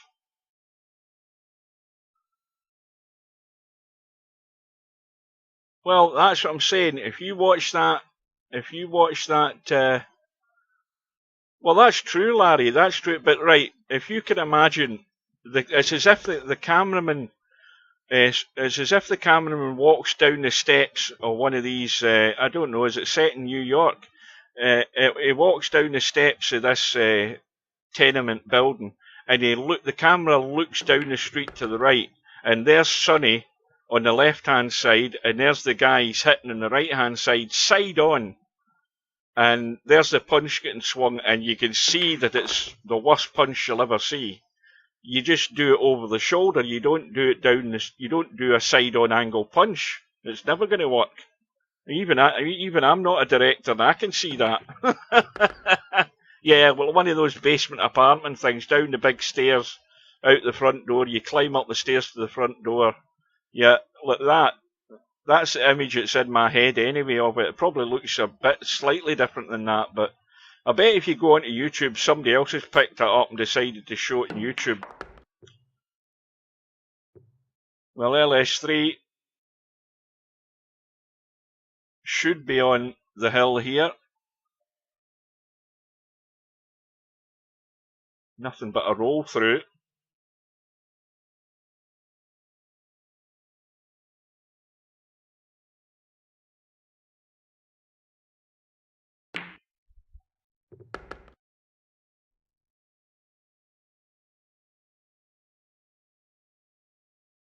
Just a gentle cut.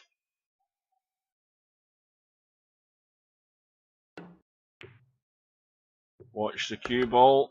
Cue ball's fine. Breaking for the match.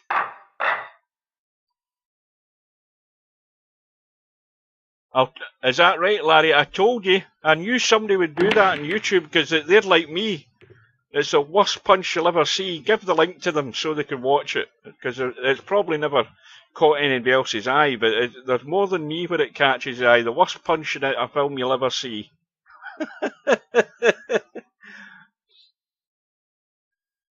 In fact, most of the time I watch The Godfather up to that point and then I give up. Because I see what I wanted to see again.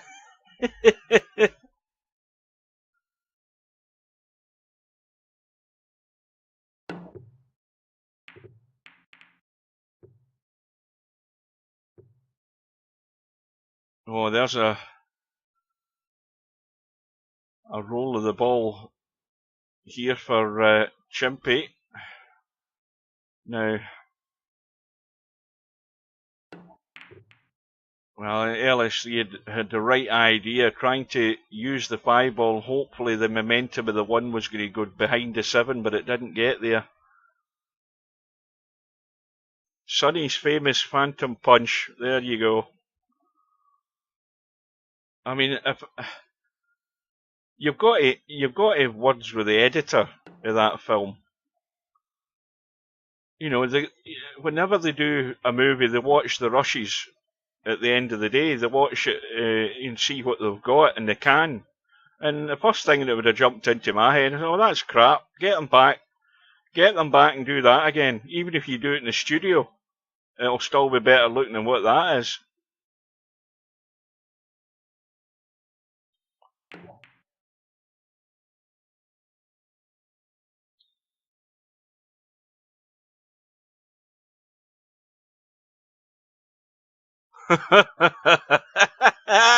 He get knocked with the wind. It looks as if he had wind, more to the point, with that punch. That's a good little safety. I like that.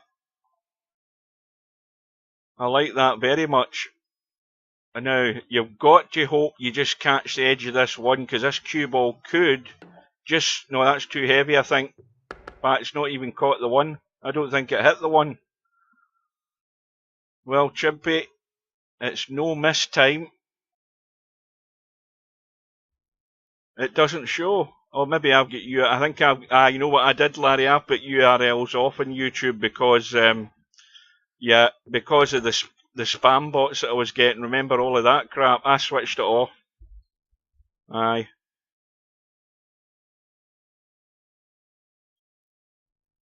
I switched that off. I did that a while back. And in fact, now that I mention it, we haven't seen any, touch wood, we've had no porn links for a long, long time. I've reported every single one of them, by the way. Whenever I've had that, I've reported them to YouTube each time. And it asks you for a reason, and I don't know whether it's got an option for porn links or something, but it's something like that. And I have to say, we've not been bothered by them for a long, long time.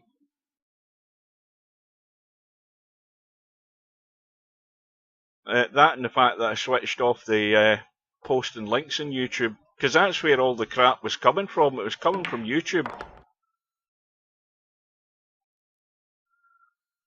Well, Chimpy now can't afford to waste any opportunities.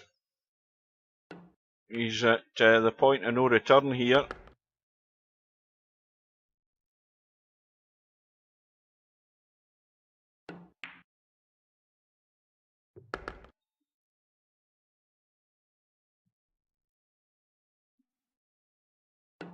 And now he just has to hope for the usual, a decent break, a ball and a shot. And did I call that result? I don't know whether I did, but Chase won a round's taking out Coldest Pillow, 4 racks to 2. We're getting there, and the tournament's been on for, what, an hour and 40 minutes. 1 ball thought about going into the side, 6 ball has gone into the bottom left. And now that 1 ball, does it squeeze past the 3? Well, it'll go in off the 8. I think you've got to play that off the 8. You've got to play it a reasonable little pace just to get a nice bump in the 8 and for it to go in. Well, that'll do it.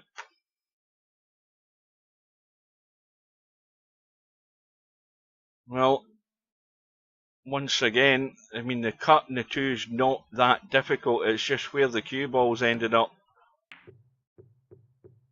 And that's how tight they are. You catch that top rail, it goes to the opposite jaw, and it just hangs there. Now, is that Chimpy's last shot? Can LS3 get out of the corner? 91 counts and counting. Do you have... What's that, Larry? Where's the cue ball going? There's a disaster. What did I miss there? 91 counts and counting. What's that?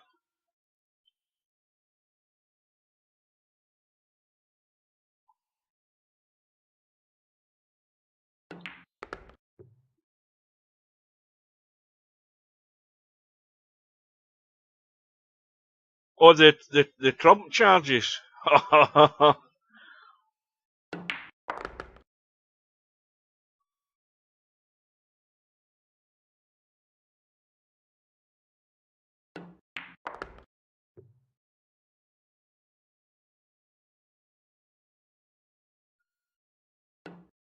I can just see Donald Trump going to jail.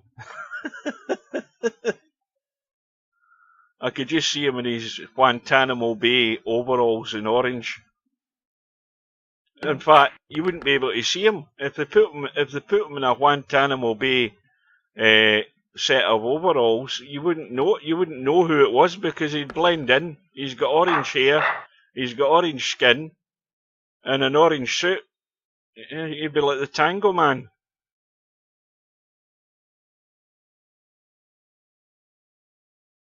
Well, Chimpy's still in it. And that one ball's thinking of it getting into the side, but it isn't dropping. And the 9 ball might come to his rescue here.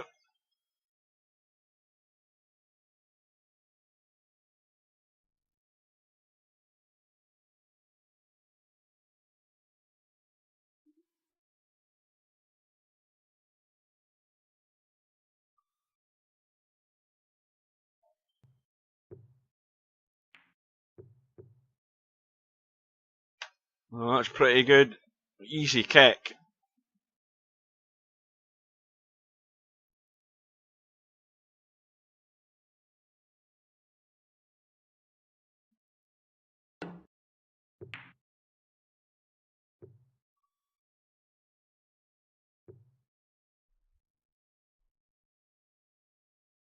But a good result for Chimpy. And the way these balls are sitting, it's a 1 ball rack this. Whoever gets the 1 ball and can get on that too, they should be out. Well, this might be another good result. Well, there's certainly nothing left easy here.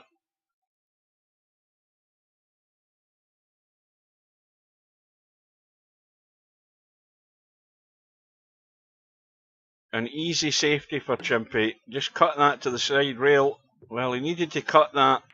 He needed to cut that thicker to actually get that to come further up onto that top rail. He's now left it on. He didn't get the connection right there in that 1 ball. He wanted that thicker to bump that side rail and end up in the top rail with a 1 ball. And that could be the mistake that costs him the match. Well, S3 has to just make sure she rolls right through onto this bottom rail here. You don't want to be babying it through, you want to get right through, and you don't want to be dead straight in this 3. Well, there's a little angle to work with. Now, you can do the stun as long as you stun it hard enough and get up to the jaws of that middle pocket. You've got to stun it hard enough, and that's perfect. And there's a good angle in the 4. Now again, with the angle in the 4, you can play this at a little draggy stun shot. If you want to just trifle with the side pocket here, you can do that. But if you get into it the wrong way, you can end up dropping in here. Just got to control this. And that is perfect. That is absolutely perfect. And you can go forward and come back out. 6 ball into the side. Well, I don't know why she's jacking up. You didn't need to. See that now it's the wrong angle in the 6, so now the cue ball wants to run away. It's far easier just to go to the side rail and come back out. And she's still got to get on the 8 ball.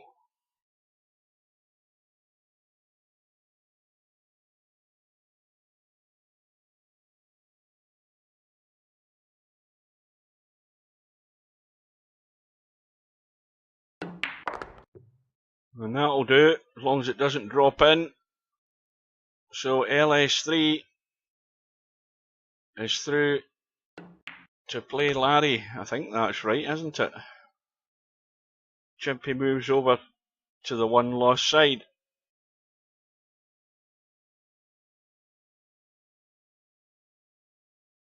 And that's just about to update in a second. So, where's my mouse went to? There it is. So, we've got a hot seat match. Larry and LS3. Meanwhile, as they're about to get underway, we've got Chase One Around, who is getting 5 and out against Spectre Dawn. Spectre Dawn's 2-1 up, I think. I think that's 2-1. No, he's 3-1 up. And Chase One Around's going for a combo here.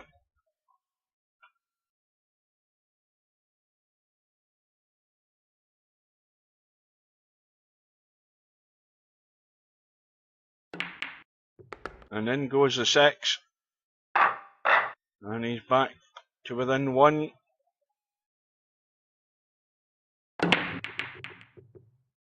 Well, 5 and out is obviously the most that you're going to get in this tournament, which puts loads of pressure on Spectre Dawn, especially as these balls begin to disappear. But he's got a table here. Oh, watch the cue ball. Oh, I think if he hadn't caught any of that 4, he was scratching there. And I think he might be just taking a sigh of relief there. So the shot to win the rack is from the 4 to the 5.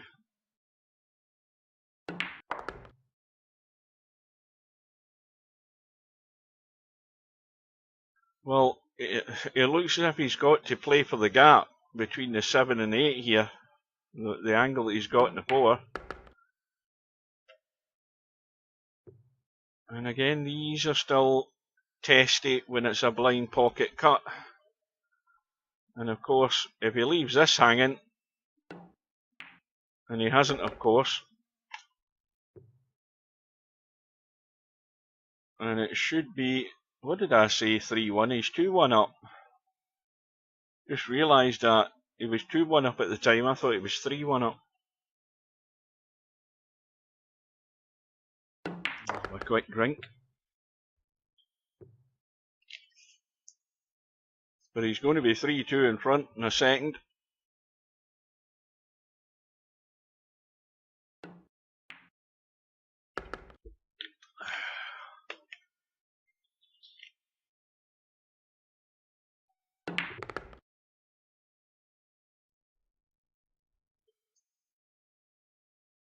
Well, if any of you guys been looking at all the hype videos on YouTube, I have, for this Starfield.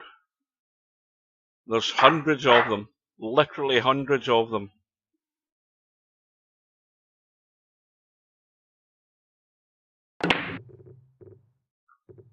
Oh, this looks dry. Well, the cue ball's gone in, and Chase One Around. Well, this is the ultimate test for a player of Chase One Around's level. He's got ball in hand for the 1. Look at this 2-9. I mean, that 9 is heading into the 5.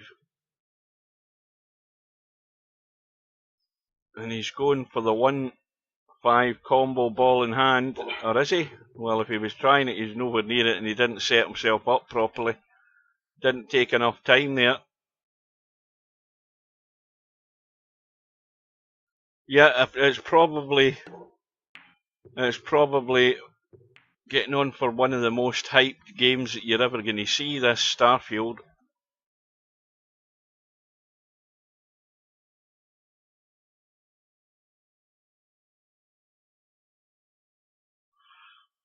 Oh, the yawning started. It started a bit late tonight. It's usually around about 8:30, between 8 and 8:30. It started now. Never heard of it. Well, if you go onto YouTube, you'll hear nothing but it. Just go onto YouTube and type in Starfield, then you'll know what I'm talking about. 120 odd gig, I think they said it is.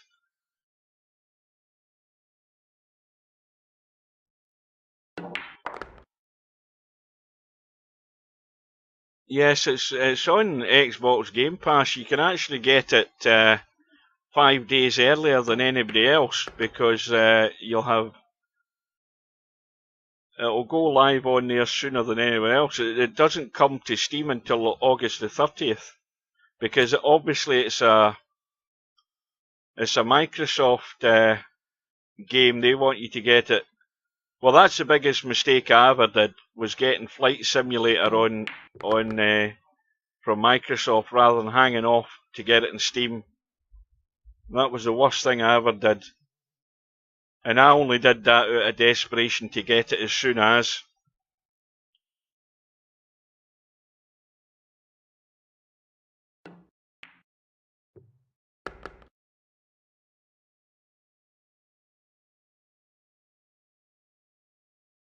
So Spectre Dawn looks to take out the match here and survive yet again.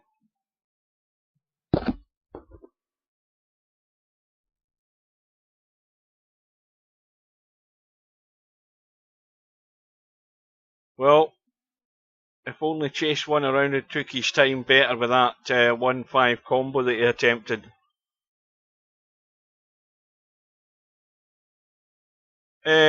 Spectre Dawn, you obviously don't pay any attention to anything that's ever happened to my YouTube channel, because I actually flew my little microlight up from Prestwick Airport up to Kilmarnock, which is only like 13 miles. I flew my little microlight, Spectre Dawn goes through, and I flew up and over my house. And then then I found out there was this a big military plane that's like, it flies a bit like a helicopter. And in fact, no, tell a lie, it's, what do you call these things that they use for cameras nowadays? What do you call them again? It's like a human version of one of them. What is it you call them? Aye. It's got all the blades on it. It's got all the rotors on it. What the hell? It's completely gone out of my head. Aye, a drone. Well, they've got a drone-like thing in Flight Simulator 2020, and I got into that, and I then did the. I'd actually then, I think I flew up to where I work up in Glasgow, and I landed in the car park. I followed the M77 motorway and I landed in the car park. I also landed outside my house as well. Yep. What was I doing the other day? I was in a helicopter. I took off from Prestwick and I flew across to the Mullaghkintyre, and I landed at Campbelltown. I think it was Campbelltown Airport. That was about 30 miles. I flew out over the Firth of Clyde, over the bottom end of Arran, and over to the Mullaghkintyre. I also landed in the Firth of Clyde, I hasten to add. I lost control of the helicopter. The helicopters are bloody hard to fly, because I use the Xbox controller. I don't have a joystick. Right, so now we can join that hot seat match. Let's have a wee look and see what's happening here. We've got Chimpy 1-0 up against Christian, and again Christian, both of those players were getting 5 and out, so Christian is getting 5 and out as well, but Chimpy's got the first rack on the board. But we'll jump into this hot seat match, and well, we can see Larry's about to go 2-0 up. It's a scratch match, no handicap.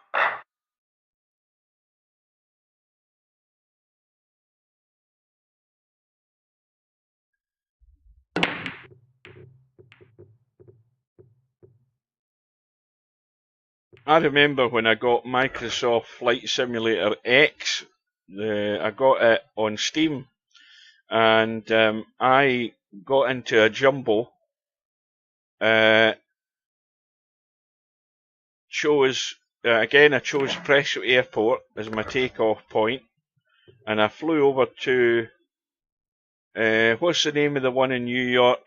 What's the name of the airport in New York? Anyway, I flew over to that one and I did it in real time. But what I did it on a Sunday afternoon. I took off from Prestwick. Well, watch this cue ball. That's heading in. And I got up to like 40,000 feet. Stuck it onto autopilot and went downstairs and watched the football and got my dinner. And then come back up the stairs and then landed it in at whatever the hell the airport's called in New York. I don't know how many hours that was. Well, big mistake from Larry there. Juiced up the cue ball too much. And LS3's lining up the possible combo. This is dead set, by the way, apart from the fact there's a big gap. But if you get that 4-ball online, there's no way the 9-ball can't go in. If you get this 4-ball perfect to the centre of the pocket. There you go. So Larry's lead didn't last long. 2 apiece. And they're bringing out a new version of Flight Simulator, which I think most people who have Flight Simulator 2020 are really baffled as to why they're doing it. You know, the game's barely, 3 years old, and they're now bringing out another version of it, which it's got a lot of sort of gimmicky things in it. You know, rescue missions and stuff like that. There's already a sort of preview video, I think, for it. It's got like firefighting jobs, and watch this cue ball. It's going the same direction. Larry's done it again. Well, Larry's got a terrible habit in this right here of finding pockets. The only problem is he's finding them with the cue ball. He's not putting the balls into the pockets.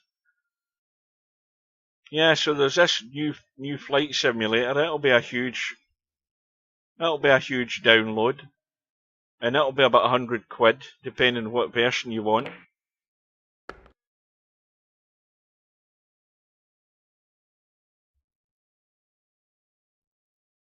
And that just shows you Microsoft is just trying to milk the whole thing. I mean, there's a game there that, you know, there's loads of mods for Flight Simulator. Loads of mod planes and stuff that you can download. And now they're deciding that they're bringing out a new version. Now they could easily have updated the game and added all that crap into this, rather than going to the lengths of bringing out a new version.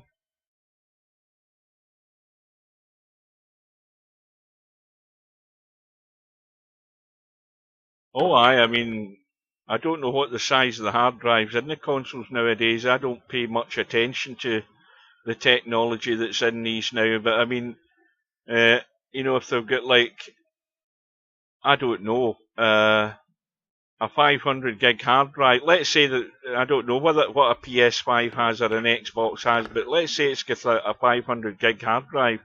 Well, you install 2 of those games, there's half your hard drive gone, along with whatever base software is on the hard drive that takes up the space.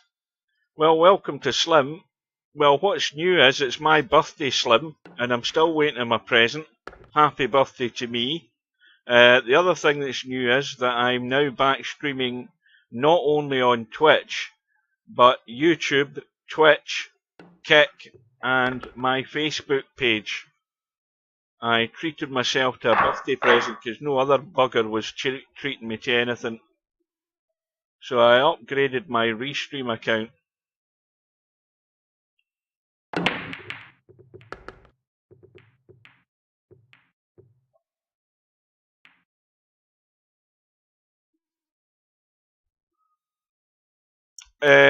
I don't know, I take it you're aware that the final is tomorrow, Slim. Tomorrow night at 1 PM.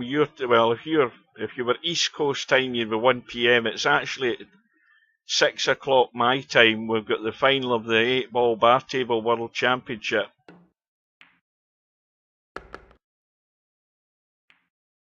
Did you sign up for the straight pool, Slim? I don't recall seeing your name in the straight pool. You'll have heard that Albinario and Bedhead both didn't get in it. Oh,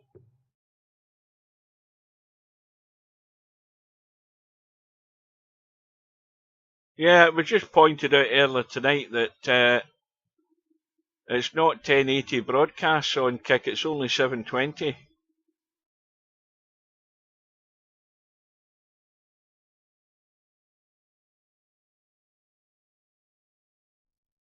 So if you want 1080p broadcasts, then you go to YouTube or Twitch. That's where you're guaranteed you'll get it. Oh, there Larry's come out smelling, well, almost smelling the roses. He's got the 7-ball in the side, but I don't think he can see enough of this 3-ball. No, he can only cut the edge of that.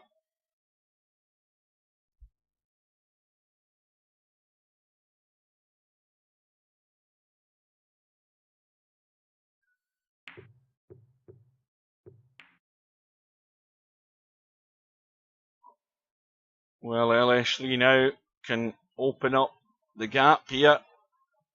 And again, there's no reason why she shouldn't. Got to get the cue ball out far enough in this 4. And that'll do it. And now either got to stay short of the 5 for it into the side or come back up the table on the left far enough for a comfortable pot in the 5. Now you see that's where LS3's getting it wrong. She's not confident enough to let that cue ball flow, and now she's in a sort of no man's land area. And once you don't have that good cue ball control, things can end up going into trouble a lot sooner than you think. But she's going to get out.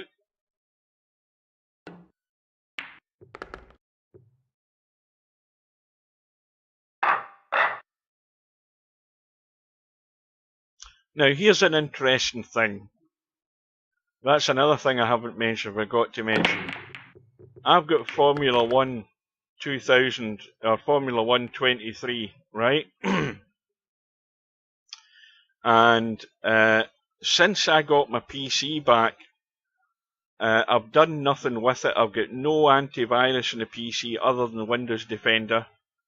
I've got no other software other than Steam and the games that come with Steam. And I had to install the EA Sports app, because you have to install that in order to download and install Formula 1 23. And so I did that. And when I was playing Formula 1 23 for the last few weeks, the PC has been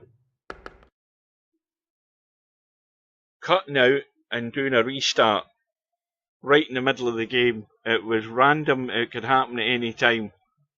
And I thought there's something up with the PC again. And of course, you're thinking something's going to blow. Because for what's happened recently with the PC, I'm thinking things are beginning to break down and go wrong, and this might be the end. And I don't know what prompted me to do it, but whenever I went into the event viewer in the computer, there was nothing telling me that there was anything wrong. I was looking at applications and Windows and all of that stuff under the event viewer, but I wasn't seeing anything wrong. I wasn't seeing any of these red exclamation marks with anything I could read and post onto Google and find out what it's talking about. So I went into the power options in the computer, which again I haven't touched since I got the PC back. And it was on, what's the middle one? I think it was on the middle setting. And I changed it to performance. I think I changed it to performance. Or did I change it to quality? I can't remember. I changed it to the better one anyway. And since then I've had no problem. No problem whatsoever. It wasn't cutting out on it wasn't cutting out on Eurotruck whenever I did Eurotruck, but it was cutting out very regularly, all too regularly, when I played Formula 123. And all I did was go in and I still can't work out why I decided to look at the power options, but I changed it to performance, and I've got no problem now at all. So somebody can explain that to me, how that worked. It really puzzles me. And this is why this Starfield game, when it comes out, you know, everybody's giving it the big build up, but you're going to get problems a bit like that one that I've had with Formula 1.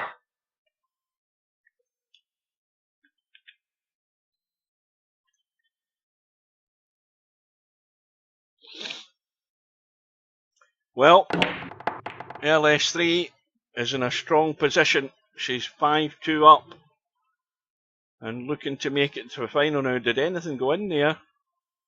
No, it's dry. Well, here's a thing, Cobra. Now, I've had Ubisoft software. Now, when I had one of the early versions of Far Cry, you had to install Ubisoft software. This is what a lot of these companies do. So whenever you have anything from EA Sports, you have to have the EA app.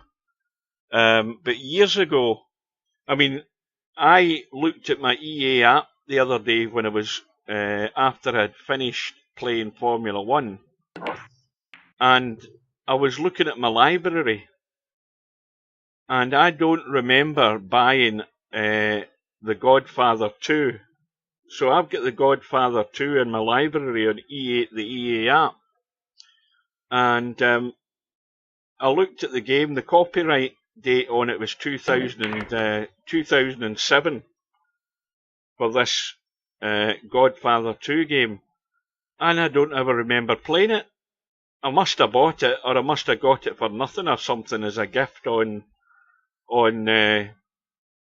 EA. So anyway, I installed it. It was only like 5 gig. Now remember, this is 2007, and I started playing it. Oh by God, it's crap. I think I lasted quarter an hour and uninstalled it. It was dreadful. And even in that amount of time, you can see how games have come on leaps and bounds.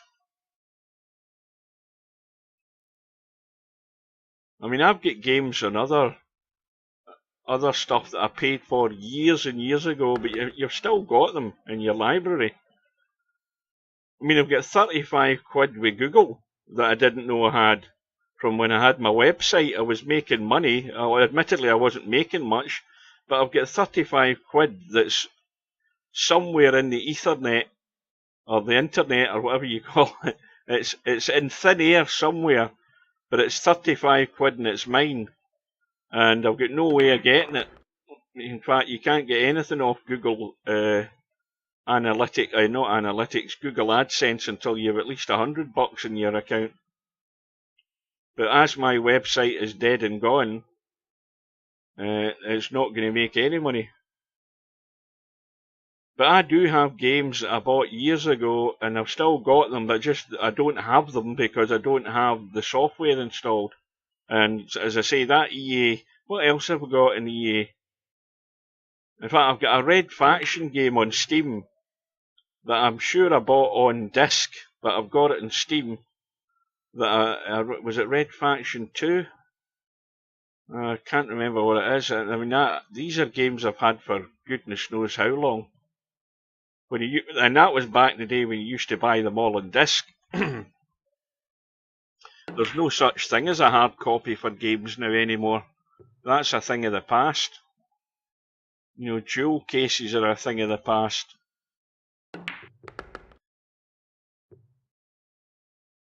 Everything's straight download onto the hard drive. Well, that's true. I mean, that's what they're all up to. They want to get. I mean, this is why when you go onto Steam, not Steam. When you go onto EA and Xbox, you can pay all these subscriptions,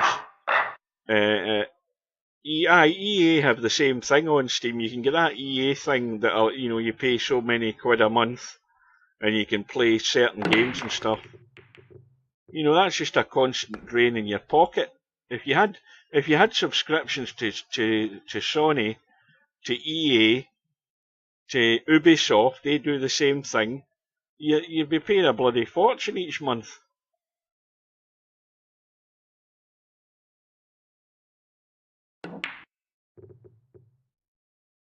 Well, LS3 on the brink, but she's made the mistake, and Larry likewise is at the point of no return. It's a big comeback here for Larry, and he's hit the 6, and that's disaster. And LS3 with ball in hand should be home and dry here.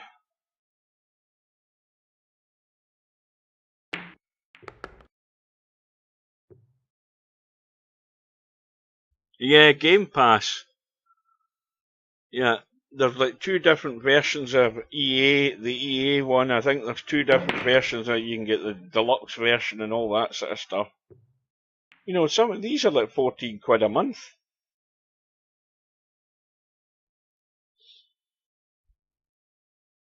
It's an expensive business.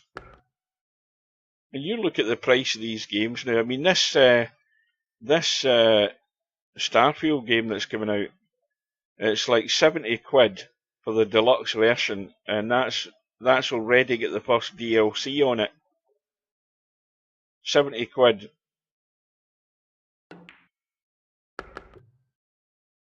I mean, every big game, I'm talking about big games, the big company games, not the bloody tuppenny halfpenny ones. The big company games are coming out, and you're paying 40, 50 quid top whack for the standard version.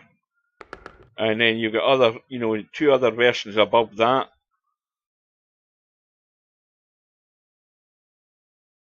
I still think the best game I've played in all the years is, and this is a game that I have on the other one. What do you call them that do Grand Theft Auto? Rockstar games. There's a problem I've got. If I now that again, I reinstalled my Rockstar app, and then you've got the games that you've bought from them listed there. I've got Grand Theft Auto 5, and I've also got Red Dead Redemption 2. And I can play Grand Theft Auto 5 if I want, no problem. What I can't do is play Red Dead Redemption 2. If I try and play the game, it comes up with an error. If I uninstall it and reinstall it, it still comes up with an error. I cannot play it. And looking at some of the reports on YouTube, they're talking about they're getting rid of that. They updated the game to get rid of this Vulkan software that it was using. And for some reason, I was going to reinstall Red Dead Redemption 2 because I wanted to play it again. That's the best game I've played in many a year. And by far the best game I've played in many a year. Brilliant story. Great landscape, great scenery, great characters in it, and a sad ending. I mean, it was just like a movie. So it was by far the best game I played. In fact, I was going to run it all the way through again and play it again, but I can't do it. For some reason, it's totally gubbed, and there's no point in trying to contact Rockstar help because it's just a standard crap. You'd have to go through hours and hours to try and get a hold of somebody to give you proper help. So I don't know what I would ever do to get it fixed. And I've got Skyrim, Slim. I don't like it. I've got Skyrim, Elder Scrolls, or whatever it was. I got that years ago, and I didn't like it. I'm not really into this making spells crap.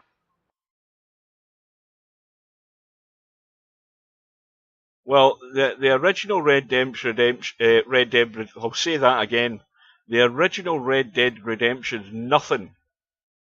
I mean, I played the original Red Dead on PlayStation, PlayStation 3 I bought it.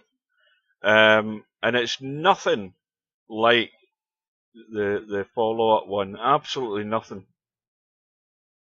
Story-wise it isn't. And there was nothing about the characters that endeared me to the character of Arthur Morgan in Red Dead Redemption 2. No, I didn't. I just, that game didn't appeal to me at all. I played that for a little while. I just couldn't get into it. And I couldn't be bothered with all this spell-making crap. Those games don't hold my attention. But I'll tell you something, I'm looking forward to Grand Theft Auto 6 and Red Dead Redemption 3. I mean, it'll be a long while before they see the light of day, but they will come. You've just got to have a lot of patience, but they will no doubt be in the pipeline. But there's a long, long time between the first Red Dead Redemption and the follow-up.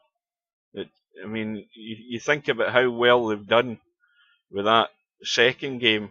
And the likes of Grand Theft Auto 5, it was a brilliant game. I hated the online stuff about it. I mean, no doubt if you're in a bunch of guys and you're all playing together, you'll have a great laugh, but you go into, I think I lasted 5 minutes in the online. Oh, it's you've got to play Red Dead Redemption 2 right up to the end. And don't do what I did. I didn't do, and I did do some of the side missions. I wish I had done more of them.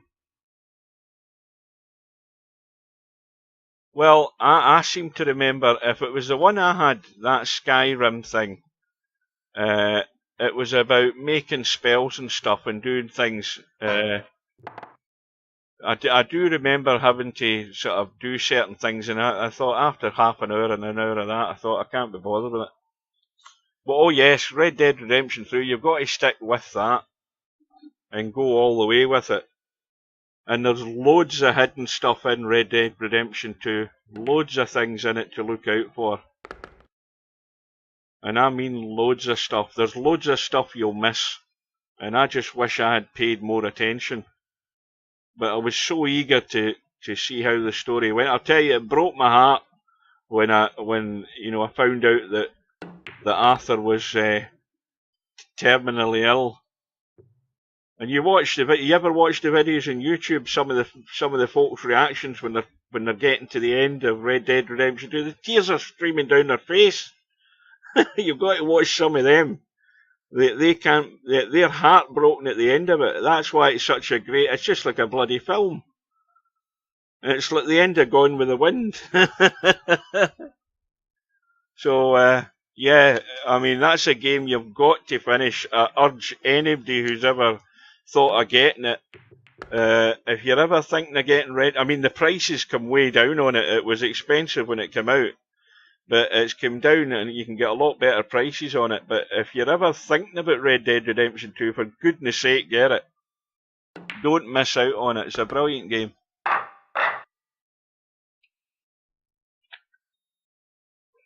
And the thing about it is, having completed the whole thing, I wanted to do it all again, and I wanted to do it slightly differently, and do a lot more of the side missions.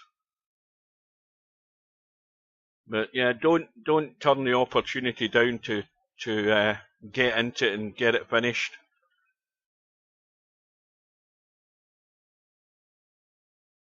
So we've got LS3 still on the hill. Larry still hanging in. And he's going to have to pull out a good shot here. He's went for the bank. And he'll settle for that as a result, because there's nothing left easy on here.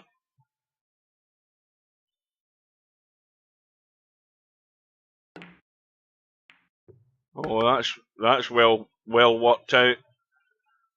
Used the rail, bumped in off the 3. Well, there's trouble ahead for LS3. Not only she got to make the kick and the cut in the 3, but she's somehow got to have a sight on this 5 ball, and that's not a guarantee. Now Larry's got a much better chance of doing that though. But once again, I forgot about the 4. I thought that was the 8 ball. I didn't notice the 8 ball in the middle of the table. I was thinking that was the 8 ball. It's the 4 ball.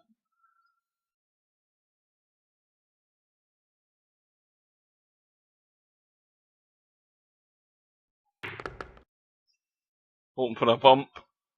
Oh dear. It's spun in behind a 5.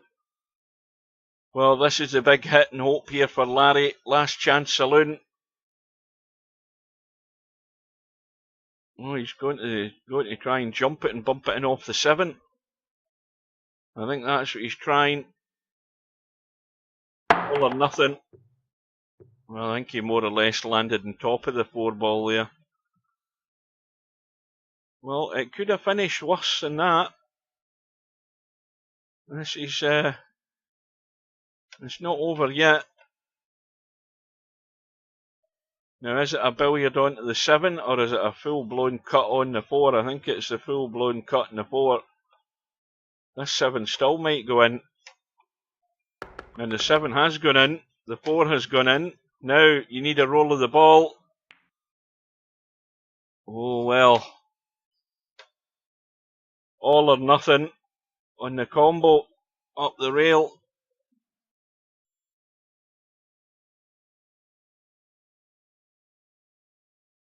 This to get to the final.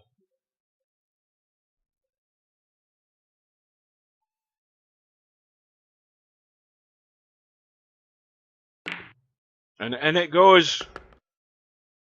So LS3 has taken out Larry by 7 racks to 4. And she's now going to have a little interlude. She's now in the final. And if we just jump across here, we'll see that Chimpy and Spectre Dawn are well underway. And Chimpy's 2-0 up. And curiously, Spectre Dawn's getting last 2.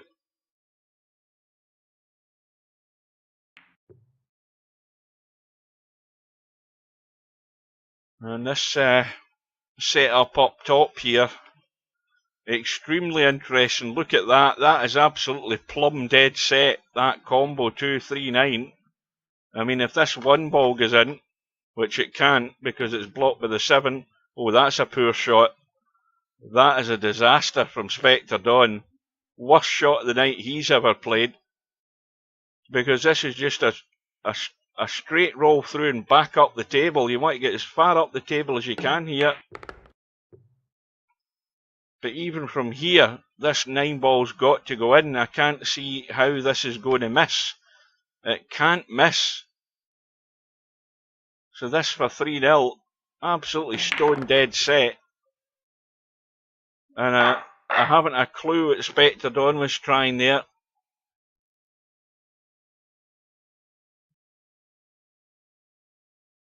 Oh, Blind Hog still awake. And there's that line of 3 balls again, the 2 stuck together and the 1 slightly isolated. We see that pattern far too often. Same again, I bet the 8 ball stuck in the 9. Pretty much is. We've seen that pattern at least twice tonight. And you've never seen that in a real table like that. Or at least you're not seeing it as regular as we're doing in Virtual Pool 4.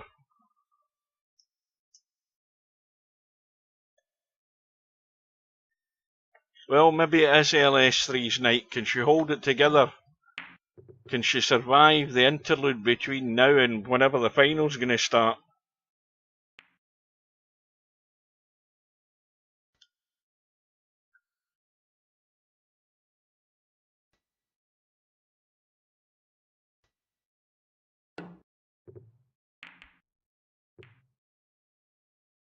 Well, that was nowhere near the 2.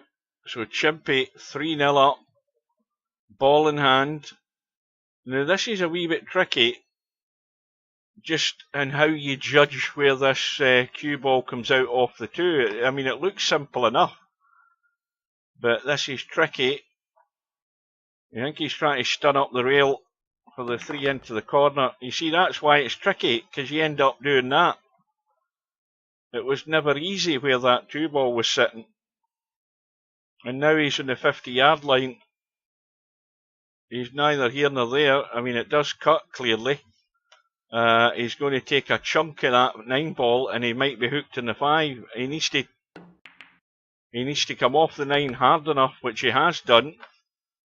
Oh, now it's another testy one. Now, how's the 5-7 sitting? It isn't set.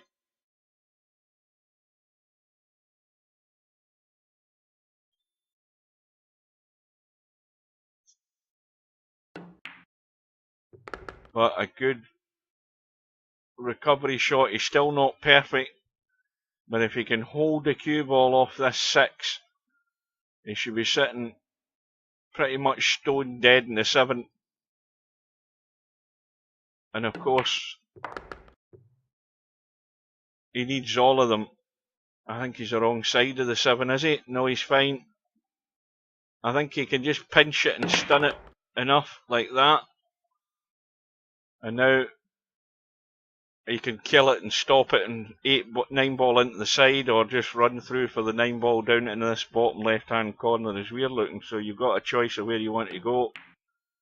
He's taking the second option. And so Chimpy takes out Spectre Dawn by 4 racks to 0.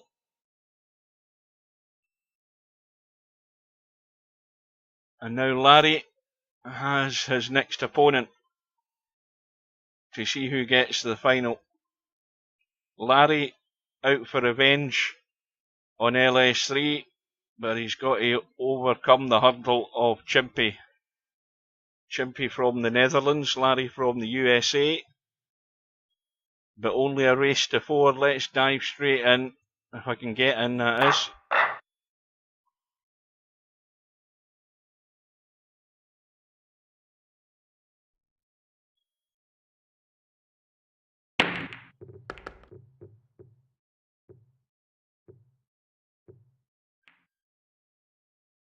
Oh dear.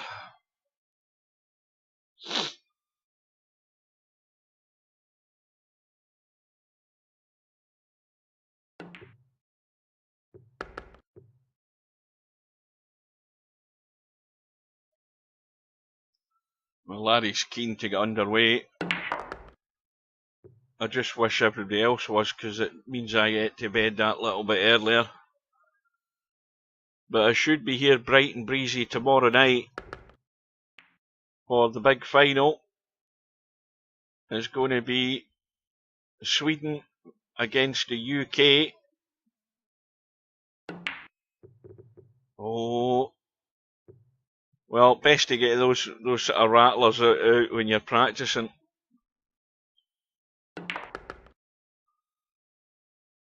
I think he probably plans on skinning it and getting a few rashers off it. Which reminds me, I haven't had any pig meat for quite a while. Right, here we go. Chimpy's in. He's on the right hand side of the table. We'll have the lag for the break.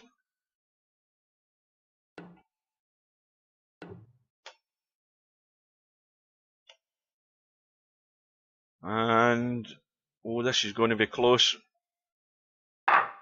And Chimpy's just stolen it with the last roll of the ball there. Well, do you think it's going to be a scene out of Deliverance, do you? If you've ever seen Deliverance, you'll know what I'm talking about. Wee! Wee! Oh, to be Ned Beatty in that film.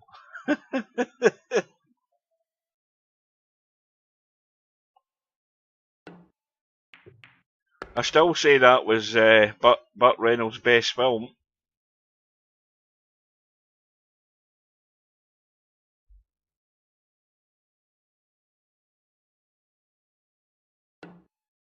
That's now like a cult film deliverance, so it is.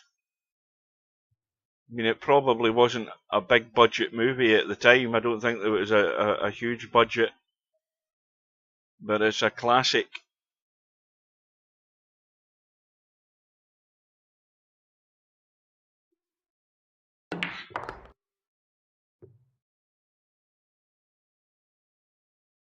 Well, this has got to go up top here, this cue ball, for that 6 ball into the side. I don't believe you want to be taking it down the rail. I think you've got to go up top. Let's have a look at where the 6 ball's sitting. Aye, you've got to come up the table. Makes it far easier. Anywhere in this bottom end of the table here. Got to keep going. And that's fine, because you can just diddle this with a wee bit aside, just to make sure you don't bump the 9 and come across.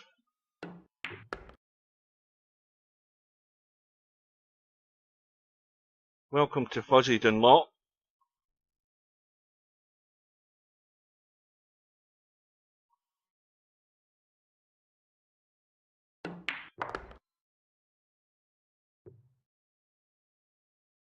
And one thing I forgot to mention, Larry's getting a 6 ball.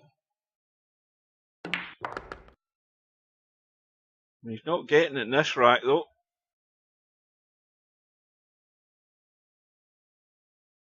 First blood to Chimpy. Short race to 4 though.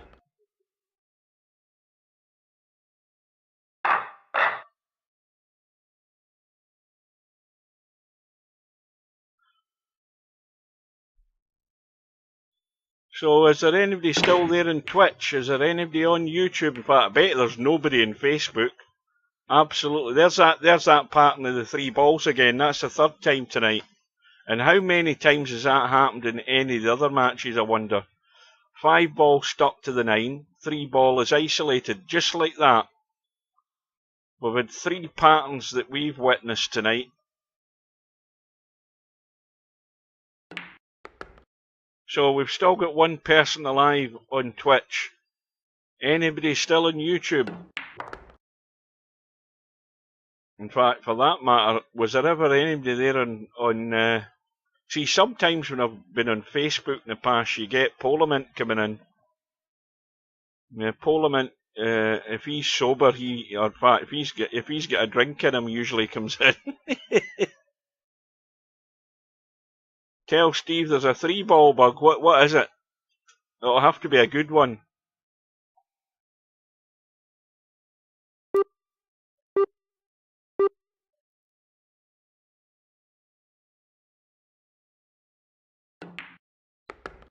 You need to get yourself into the lobby a bit more often on a Wednesday and a Thursday, Mr. Hogster.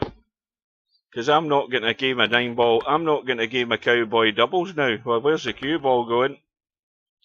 Well, Larry's at it again. He's got a terrible habit of finding these pockets with the cue ball tonight. Now, I don't think that 5 ball goes. At least I wasn't convinced it did. And it doesn't. Now, will it go into the side? Yes, it does.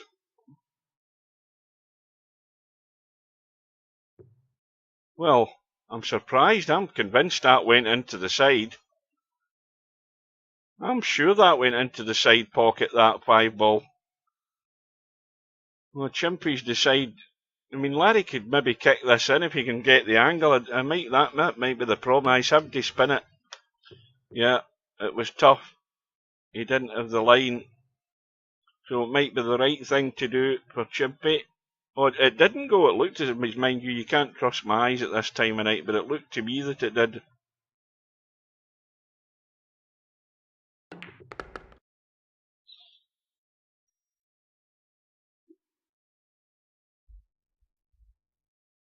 Oh, Fast Eddie's in the building. He's on YouTube. Well, Fast Eddie, and if you weren't here earlier on, just so that you're aware, I'm now broadcasting live to 4 different channels. I've got the live stream on YouTube, the live stream on Twitch, and we've got the live stream on Kick, which is my new channel, and I'm live streaming on my profile page on Facebook. But YouTube and Twitch are the only two that are broadcasting in 1080p.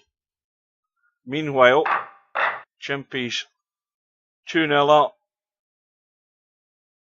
and already Larry's running out of racks here. Well, the one advantage with kick, as everybody will agree, is that it's a very fast turnaround from what I'm seeing to what you end up seeing. It's like about a 1 and 3/4 delay, but it's only 720. It's not 1080, but it's still more than acceptable. Yeah, that's what I treated myself to. I upgraded my Restream account so I could broadcast to more channels. I was waiting on my birthday presents from the VP4 community, but I got bugger all. That's what I got from them. So I had an email through from Restream a few weeks ago, offering me a deal, and I was thinking about it, and then when I went to look at the email again, the email had gone, and then I got a pop-up when I went to Restream the other day, offered me the same deal. It doesn't only give you the more channels to broadcast to. If you want to use their site to do a live stream, you can set up your live stream from there. You can also invite a guest and that sort of thing, but I don't think I'm really bothered about that.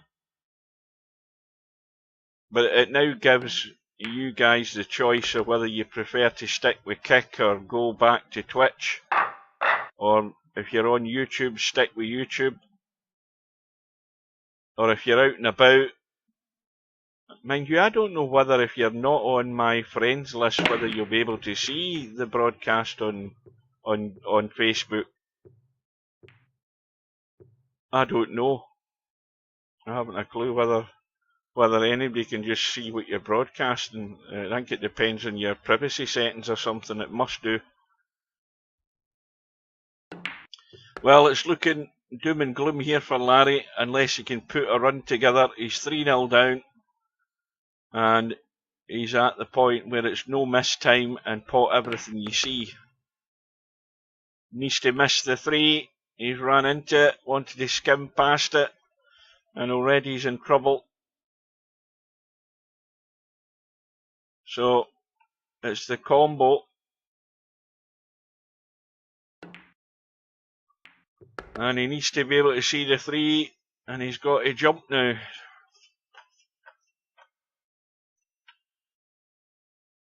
Now the problem here is will he have a shot in the 5? Oh, if he gets a kiss like that, yes he does. He's hanging on by his fingertips here at the moment. And that wasn't a great shot. He's going to have to stun this firm with a bit of spin. I would have stunned it a wee bit firmer than that, because now you're in. Well, tell a lie. I forgot he's on the 6 ball, isn't he? Now that's the first time tonight I've forgotten about the handicap. That's good. We've got to about what, 20 minutes to 10, and that's the first time I've forgotten about the handicap. 3 ball goes in. He's no good on the 1. Well, he's got a shot, but it's not great. He's going to have to get a hold of the cue ball here straight away.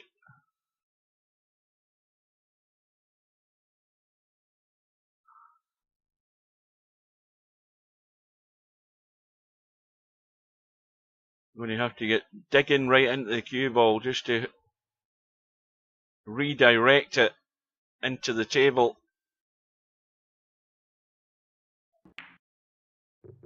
And you see, trying to be too cute. Trying to be cute there. Well, I think the way this is finished, he'll probably take that. I mean, it's there's a possible combo on like that. Well, he might not be as happy with that shot because Chimpy should be home and dry here if he can get out good enough on the 2-ball. There's no reason why he shouldn't be finishing this right here and now.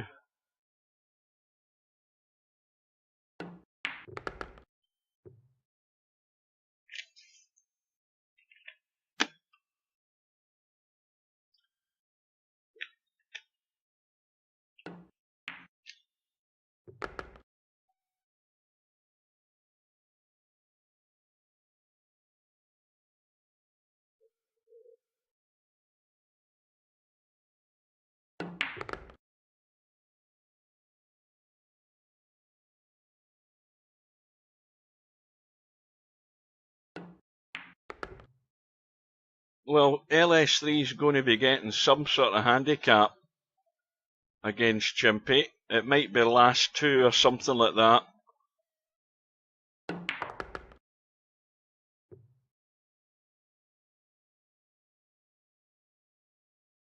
But this match is done.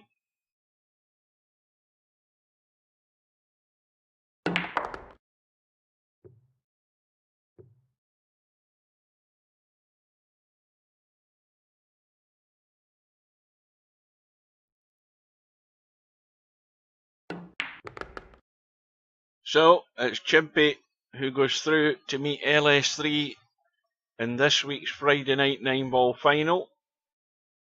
In a race to 9, Larry still comes out with a profit. And now the question is LS3 awake? The room will be going up any second and we'll get ourselves in straight away.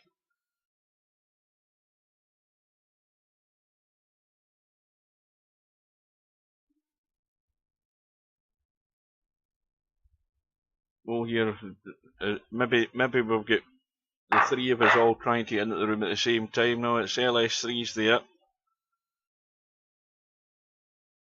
Now she's on 2250, so Chimpy's in 24 something, so I'm thinking that she'll be getting last 2. That's my prediction for the handicap. Whether I'll remember that or not, that's a different thing.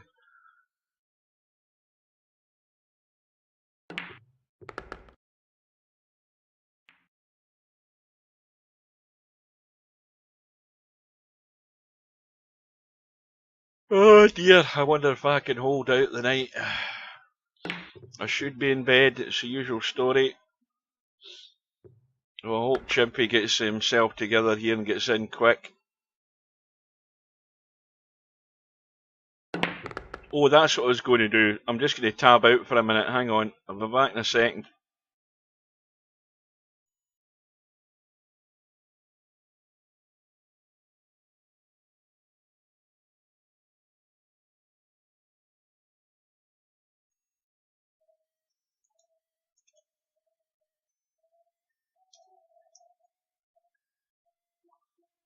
Well, I was trying to come back in a second, but the game automatically starts and drags you back in. We'll see the lag. We've got LS3 at the bottom of the screen.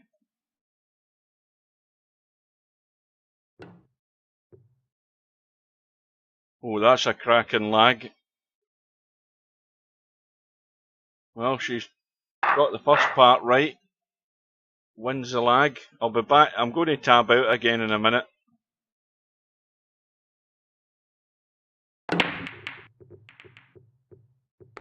Five ball goes in. Has a shot in the 1. And should be on the 2 without much trouble. Back in a second. Hang on.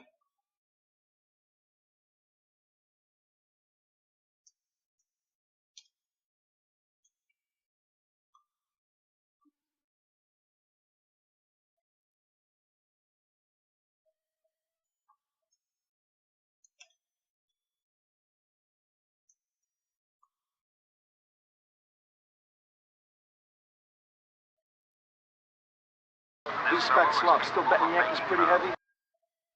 I'll probably get a strike for that.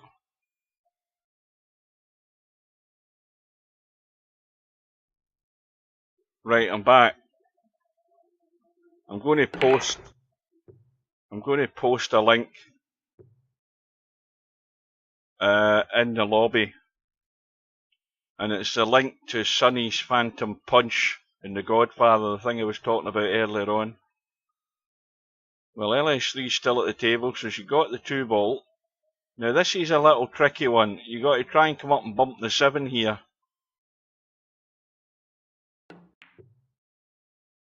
And that was well done. Now this is even trickier because there's a bit too much angle, but if you can just drag this in and kill the pace, you should still be on the 6, I think. This is just a little dinky draw screw shot, as we would call it, but not letting the cue ball leak away too far. I think you can get away with this.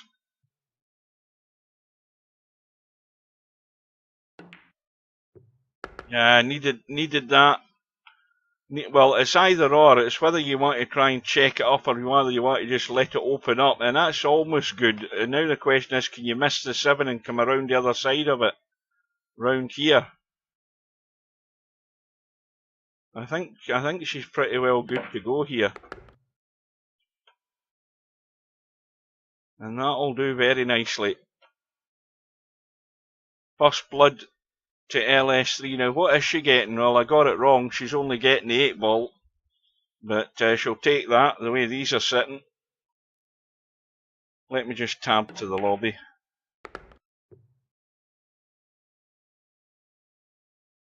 Right. I've posted the link in the lobby for Sonny's Phantom Punch, and you'll see if it's never caught your eye, you've never seen it. It's the worst punch you'll ever see in a film. You see how far Sonny's punch is away from the guy's face. 1.5 feet. Oh, look at this mess. Well, LS3's break's dry. Now, Chimpy's got to be careful here. He's playing a push-out. Problem with this push-out is that he's odds on to be in trouble here in a minute. Where these balls are sitting.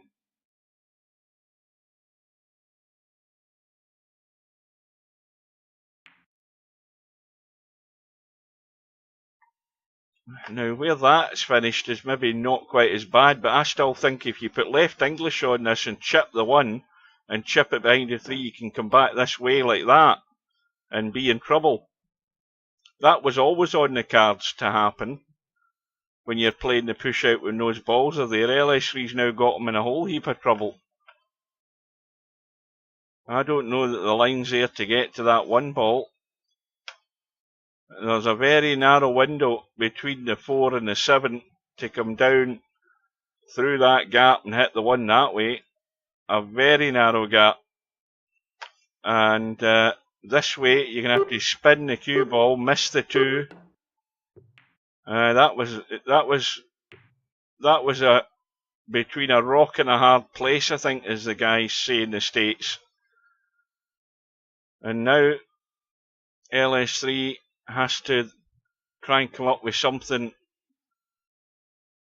just as tough. It's not going to be quite as easy, because if she hits this and opens them up, it's going to be an easier target to get to, and that's not too bad.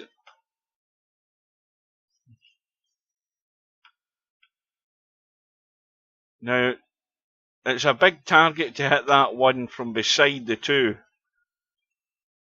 He's trying to jump to hit it direct. I think I'd have been trying to come in behind that there. Although, well, I don't know whether the 1 goes. Let's have a look. Yes, it does go. It does go.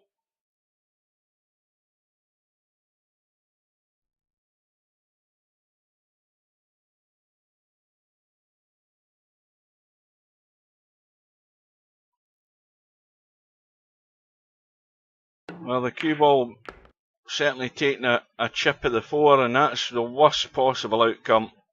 It's hit the 4 ball, half ball, cue ball behind the 9. Now this isn't difficult to hit the 2, clearly.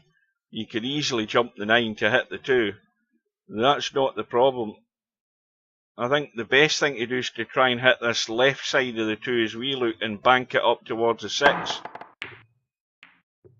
And hope it stays there. Well, once again, when you end up with an outcome like this, it's not too bad. You know, you've almost got away with it. I mean, it's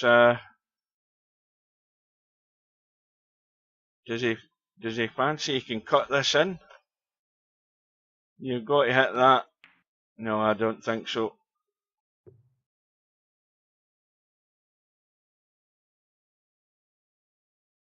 Now, if LS3 goes to this with spin from the rail and catches the 2, if she doesn't catch it thick enough, it's simply going to finish up over the side pocket next to the 8. Well, she's got it thicker. And again, you know, you're leaving the bank on, but, you know, you'll take that. It's still giving you a lifeline of a chance that you'll survive, because that 8 ball, it could have done me getting bumped here, that 8 ball, because that is in a horrible spot.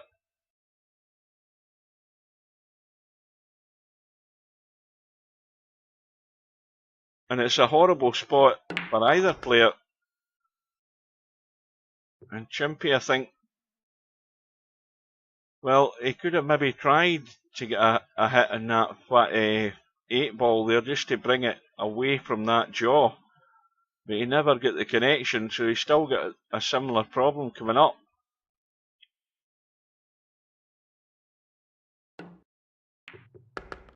One big advantage he has, though, is where the 7 ball's sitting. The 7 ball's very handy to get close to that 8 ball, whether you be playing it from the top side and playing it down into this bottom right hand corner. I think the odds are more than likely that's what he's going to end up doing. This isn't great, though. It's not great because you've got to come back and avoid the 7. I think he might get away with it. Yep. And now he should be good to go.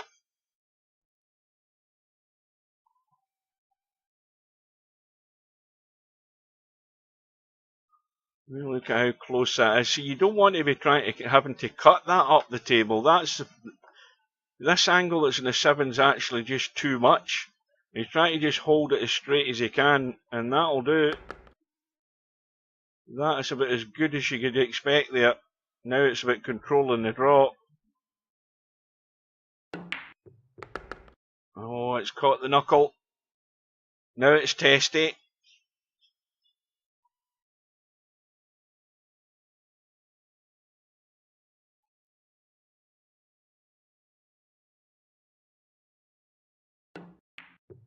But no doubt, right into the heart of the pocket. 1 apiece.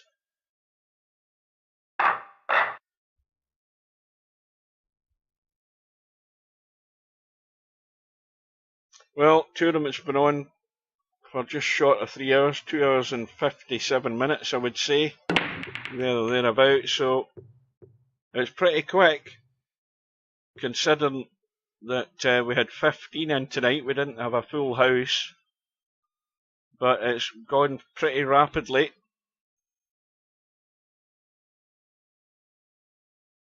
And then once again, at the risk of boring people to death, don't forget we have the 8 ball bar table World Championship final tomorrow.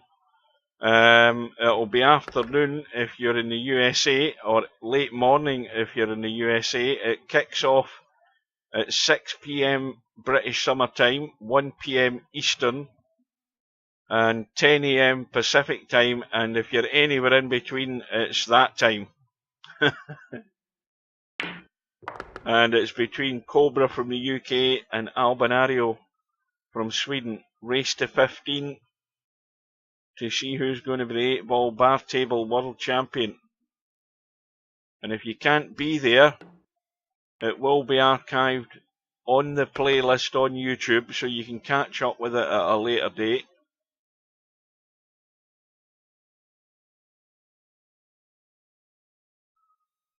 It should be a good match.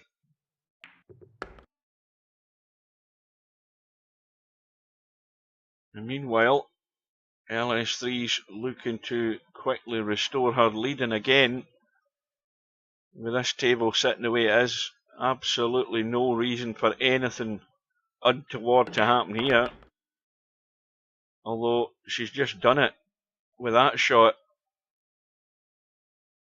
So now you've got to avoid the 8 ball, so you've got to stun this in, and if you get this wrong, you end up bumping the 9 and you might not have a shot in the 7. This is not good. So you've got to get out of there now. Now that's good. Avoided the collision with the 9. And now perfectly okay. Only needs that 7 and the 8. There you go, I remembered.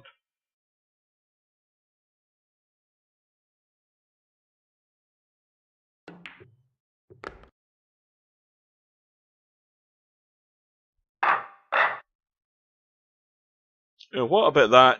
What about, are you there, Cobra? What about that nurse? Is that not shocking?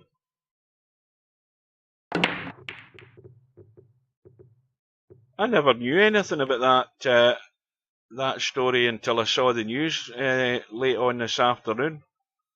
That was shocking, that. And it's unbelievable that that the fellow workers and nurses round about her were putting 2 and 2 together themselves and reporting her to the authorities in the hospital, and they were telling them to shut up. They actually forced about 6 or 7 people to write a letter of apology to this woman. They actually got her to write and sign a letter of apology for the harassment that they caused her by having her investigated, and look what's happened. I mean, that's an absolute disgrace. An absolute disgrace. There's people's heads going in the chopping block for this. No doubt about it. Incredible. Young babies, they're not even, I mean, they're all in incubators. Young, too young, very young babies. Frail little things. And this bitch is murdering them all.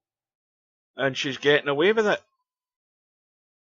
I mean, you know, that, and for the bosses to say we're not taking this investigation any further, and by the way, we need to apologise to this woman, that is an absolute disgrace. Unbelievable.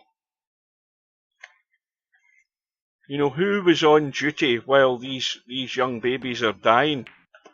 She was the one that was there all the time. And then there's the other 4 or 5 that the jury couldn't come to a conclusion on.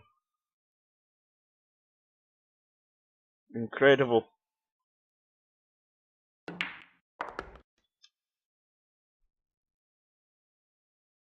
I never knew nothing about it. It must have been reported in the news and I missed it a while back. Obviously the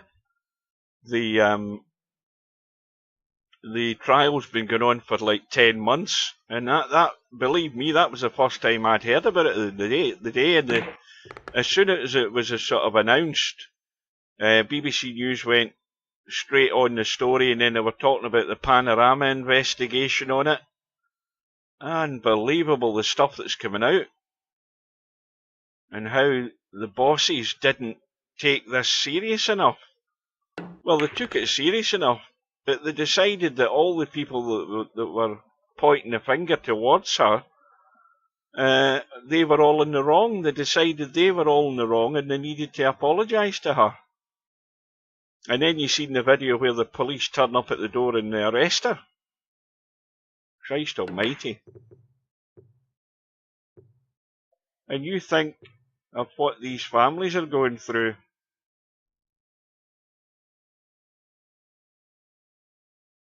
I mean, that's nowhere near as bad as the guy that was in prison for 17 years for a crime, for a rape that he didn't commit. There's another one. And evidence was brought forward years ago that could have cleared him a lot sooner, and he was still lying in jail. You know, there's some proper miscarriages of justice going on. And that's the only ones you get to hear about. It's only the ones you get to hear about.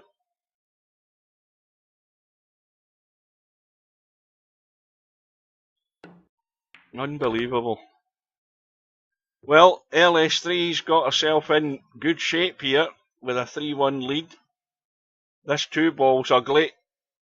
That looks very close to the rail. It's frozen. And that's what happens when they're frozen. If you don't get it sweet on the spot, it's going to pop out. Now here's the type of chance that you get in these matches. Now this is tricky to chip it in. Well, she's going to see that's the big draw and hope shot. You could have chipped that in and cut it and come down the left rail there and get the pace right and play that 3-ball into the right centre pocket. That was the shot. The big draw and hope shot is not the shot to win a tournament. And that was poorly thought out. That 2-ball there, you could easily chip that in with left English and come down the rail. And you've got a fair margin of error to get on that 3-ball on this side.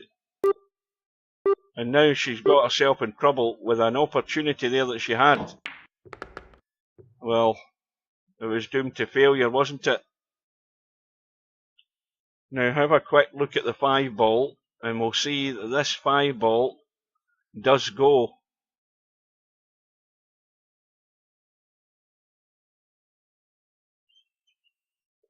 Well, I'm saying it goes. Chimpy's worrying me that he's actually looking at it. Yes, it goes. You get a bus through there. The only problem is getting on that 4-ball to get to the 5-ball. Now let's have a quick look at this angle. Well, the angle's there to go to the rail and come across. You don't want to run into the 6 though. And that'll do. And you can use the 9-ball just to come up the table for the 6. Well, he's hit it a bit thicker, but it'll do. Well, I just think that was a poorly thought out shot there from LS3 that could cost her dearly. As long as Chimpy doesn't hook himself behind the 8. I mean, he should be still fine as long as he can get the cue ball up the table.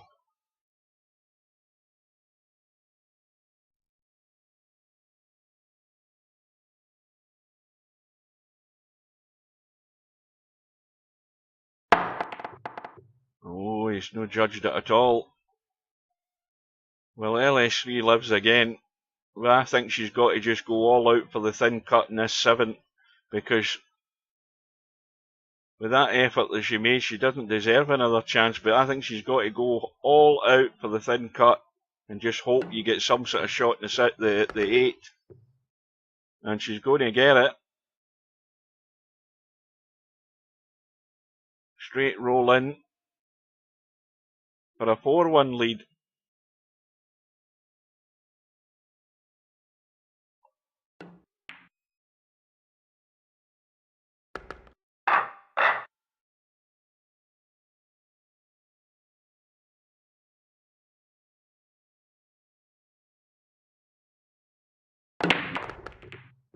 Oh, cue ball trying to go in. I think she's corner hooked.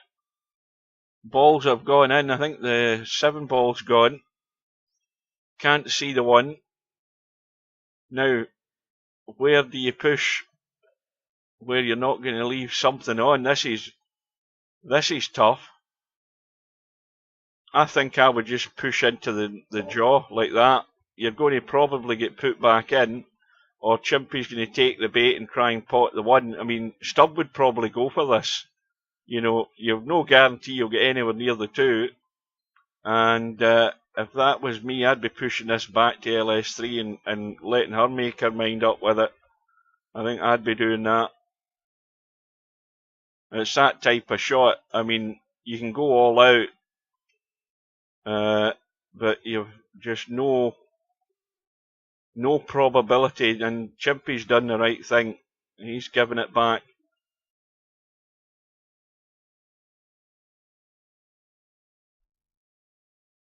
It was always going to end up a bit like that because you didn't want to put the cue ball anywhere else other than leave it in the pocket. And the LS3 went all out for it. Oh, this might be a good result though. That's what you want when you're 4-1 up. Not difficult to hit, but this one ball might stay in the middle of the table. Or, I thought it was going to go in there. It probably would have went in if it hadn't brushed the 6. And Chimpy's come up smelling of roses now. Or tulips. It's got to be tulips if you're from the Netherlands, not roses.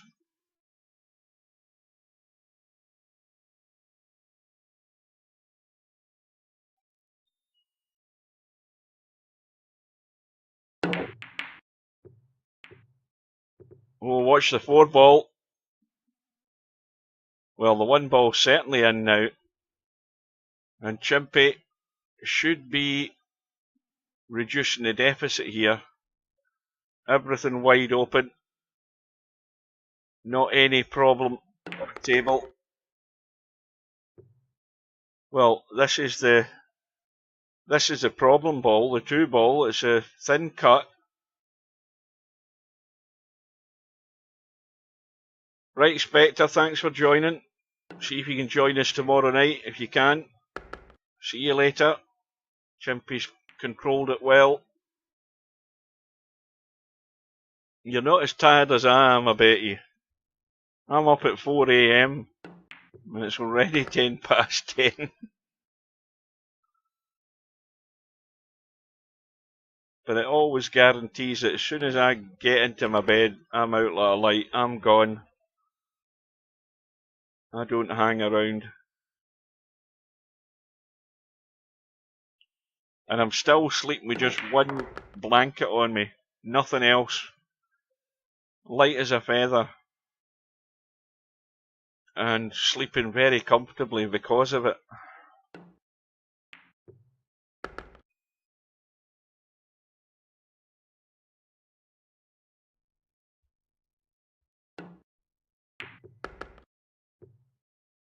Well, Chimpy needs to put something together just to steady the boat here and get himself back in it. But we all know what he needs to happen. The usual, ball in a shot.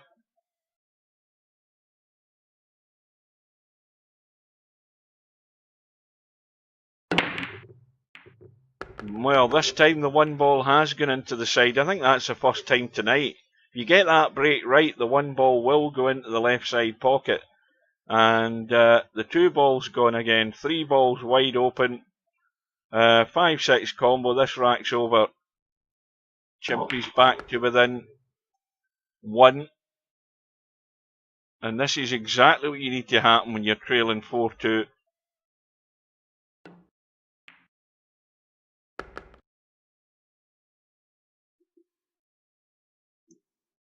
This will get him right back in it.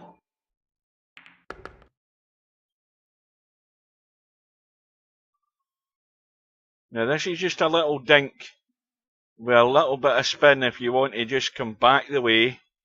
Or you can go, yep, now you've got to control the pace, so you've got to control the pace. Touch like a sledgehammer. That is way, way too heavy. Now, he should have been there at worst. And there's the mistake. Now here's a similar shot to what LS3 had earlier on, where you just cut the 7. In fact, she's now killed it and leaving it long. But that shot she had earlier, she'd have cut and come down that way. Oh, my line isn't straight. It's the freehand one. Hang on, that's it. Aye, you know, you cut it. Oh, now she's missed 8. I think. Oh dear, she's flunked 8. Would you believe it? Now somehow that tells you it's going to be your night when you do stuff like that, and all of a sudden, from it being guaranteed to be 4-3, it's 5-2. And it could be a rapid attempt at the 1-9 combo here as well. The 2 balls gone. And it's got to be a go at the 1-9 combo. And it's not easy.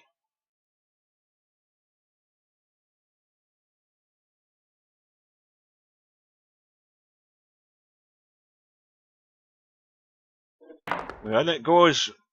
And suddenly, there's a big gap. 6-2. Now, is that broken the back of this match for LS3?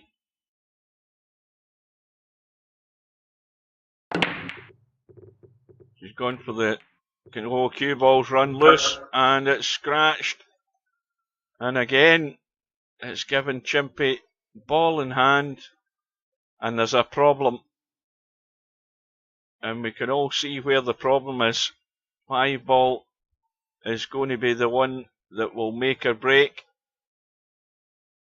or give not semi, why did I say semi? I don't know why, or give LS3 a chance, but Chimpy has dealt with the problem straight away. In fact, he's got rid of it. He's knocked a 5 in. Now this is chip the 2 in, come in behind the 4, down the rail. Oh, now it needs to have the pace to come back out. I think he's okay. What's the angle like? How does this look? Well, that all you do is just jab back off this 3. Just jack up and jab back.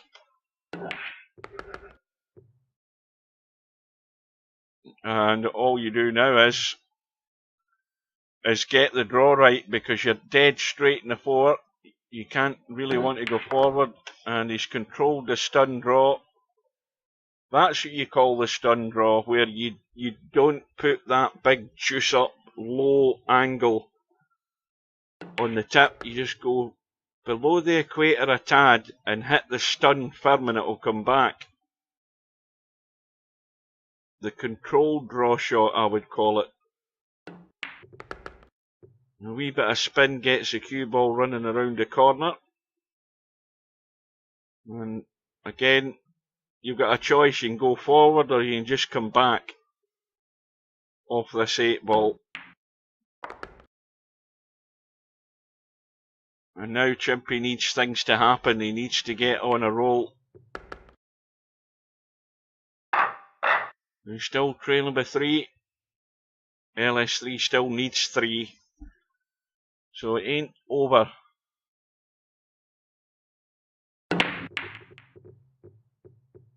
Well, the 8 ball goes into the side. He's sitting plumb on the 1 ball. And a nice angle to stun this in firm and just drop behind the 2. Nice and firm, and you'll be behind the 2.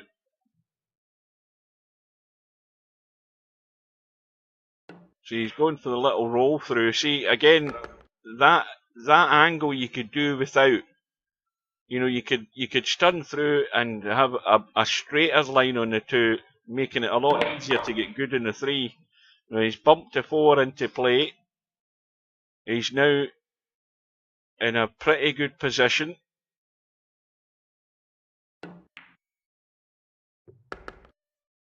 Well, this is going to be the old heave-ho draw.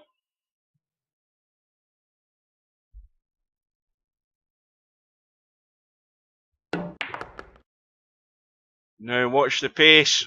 Could be behind the 8 ball. Just like that. Well, the jump shot isn't difficult. It's whether this cue ball's going to stay in the table. And then, of course, the line that it hits the 5 ball is whether it misses the 9 and it just comes down the table. He's went for the kick. I'm surprised he didn't go for the jump. I'm really surprised he didn't go for the jump. Now, how tight is that? Oh, that's I think you can get through there. Or can you? I think you can. I think you can get to that 5. Problem is whether you can get back onto the 6. It's tight, but I'm pretty certain she can get that. Oh, that's fine. That was perfect. Well, a bit puzzled why Chimp... Maybe he was fearful of going off the table with the jump being as close as it was. But he declined and tried to kick it in. LS3's not perfect in the 7 here.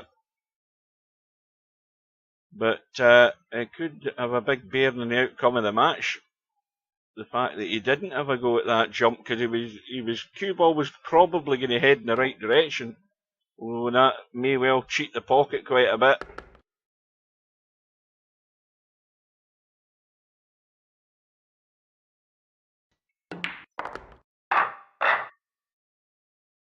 And now it's becoming a really tall order for Chimpy. 4 rack deficit, LS3 breaking. 7 ball has gone. Now is the 1 ball going to be exposed? No, it isn't. Now can you go around that 5 and chip it in off the rail? I'm not convinced that there's enough room. There's enough room to get the cue ball through there and catch the 1. Oh, that's well done. That was well done. Problem now is, with that spin in the cue ball, it's nowhere near good in the 3, but now it's a bank for the 3 on to the 8.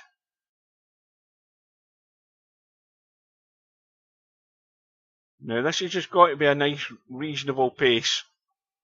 You don't need to slam it. You don't need to slam it, and what does she do? She slams it. And it didn't give it a chance to open out. When you hit it too hard like that, you've got to hit it that medium pace to let it open out. And that's a chance gone there. Big chance there for LS3.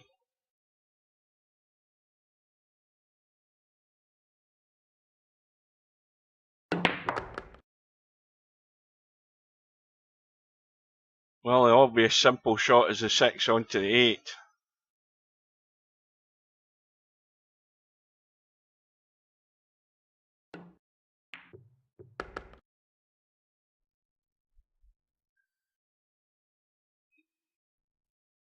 Well, you feel now that Chimpy has to get a couple of rack run here. He needs to get a ball and a shot next rack and run the table if he can, just to get that little bit of momentum if he's going to try and get out of this hole.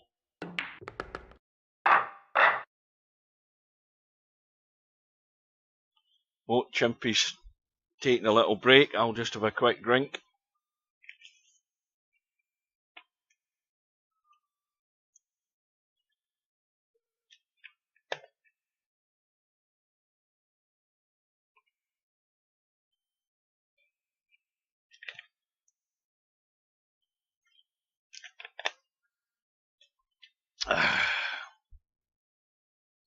I've been watching Bob Ross again on Sky Arts, The Joy of Painting.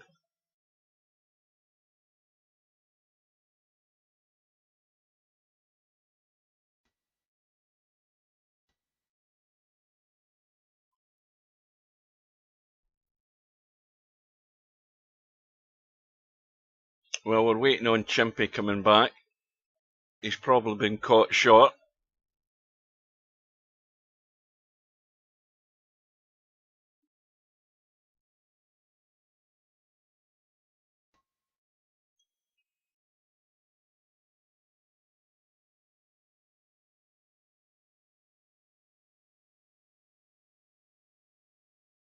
See if anything's happening in the lobby.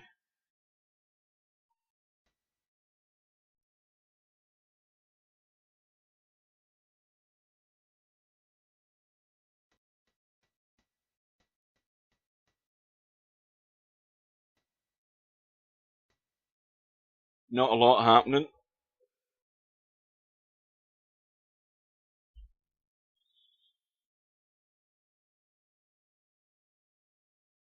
So the tournament's now been running for 3 hours and 23 minutes, which is still quick, but getting longer every minute and delaying my bedtime even more.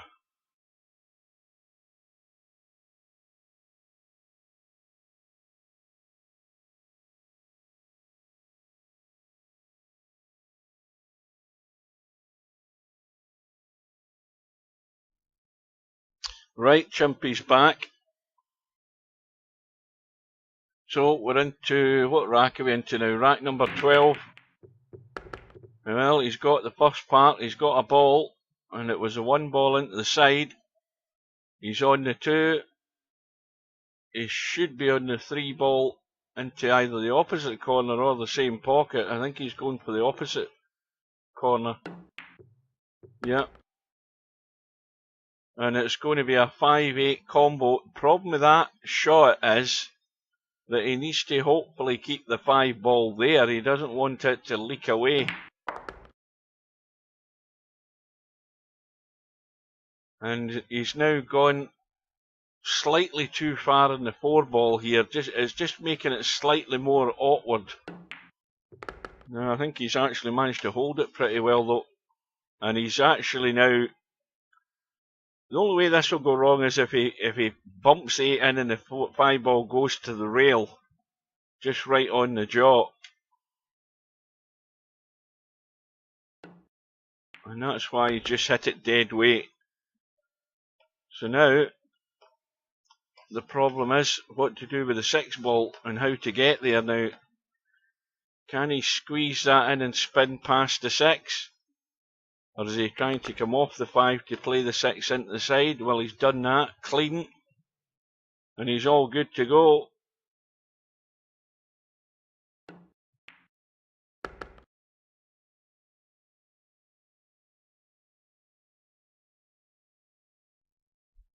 Well, this is what he needed. But the problem is, he needs another one. Now, how tight's that one to the top rail, I wonder? I can't be bothered going down to look, but it looks fairly tight.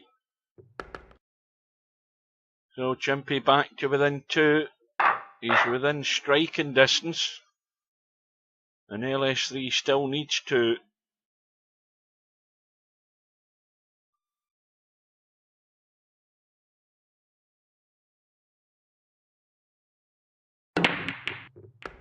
And 7 ball goes in top right.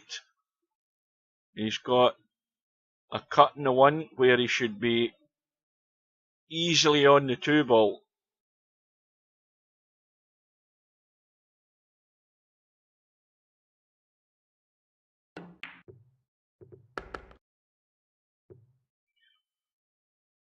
And I think everything else that's left is good. The 6 ball is fine.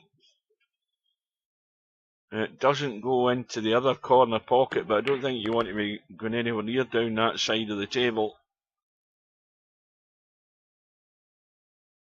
And how is the angle on the 3?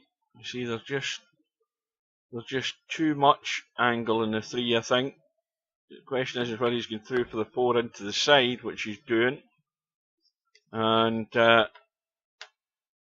now with the angle he's got in the 4 on the side, does he want to just kill this and stop it and leave the cut in the 5, or does he want to go right through low below the 9 ball over this side? He's got a decision to make, and he's leaving it on the narrow side like this. So now this is where it can go wrong. You know, making the pot isn't the problem in this shot. It's you've got to go tight into the corner here to get around the rails and out and avoid the 9. If you're going top left like that, you know, and he's bumped into the 9, and he's also hung the 5. Now here's another test for LS3. This is again where you cut the 5 and you come up and try and come up near that 5 ball, that 9 ball. It's a dangerous shot. She's going for the big draw again here by the look of it. See, that's to me, that's a nothing shot there by LS3, because it doesn't get you anywhere. And she should have taken the risky shot and come down this side. You know, you might bump the 9, but at least you're going to see the 6 ball and have a pocket for it to go in. This is absolutely nothing. It's a cross bank or nothing at all. Well, she squeezed it in. Now, that was excellent because that was extremely tight. I'll give her that. Hands up to that one. Or hats off to that one, I should say. But it's not the way I would have played it. But she got it done, and she's now on the hill. You've got to give yourself the best odds of getting out. That wasn't the best odds of getting out, but she got it done.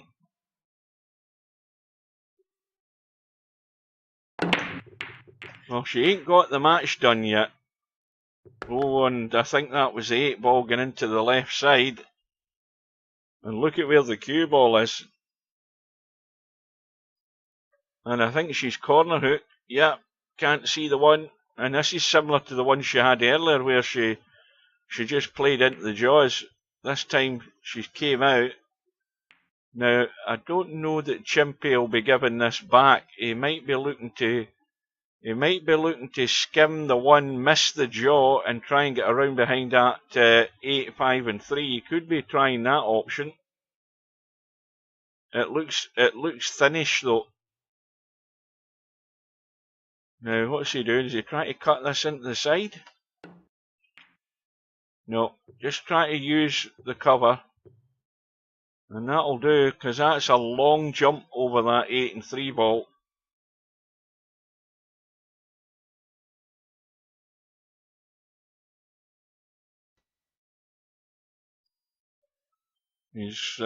LS3's having a go. Oh, she's got it. Of course, no shot in the 2 and the cue ball scratching. And even with ball in hand, Chimpy's got his work cut out here because you've got the 3 ball and 8 ball married up, and neither of them are going anywhere fast. But LS3 is going to be nailed to the 4, and Chimpy might be looking for a good tight safety here for a 3 foul. I think that's what I'd be doing. I think I'd have been playing it from the way he had it in the first place there.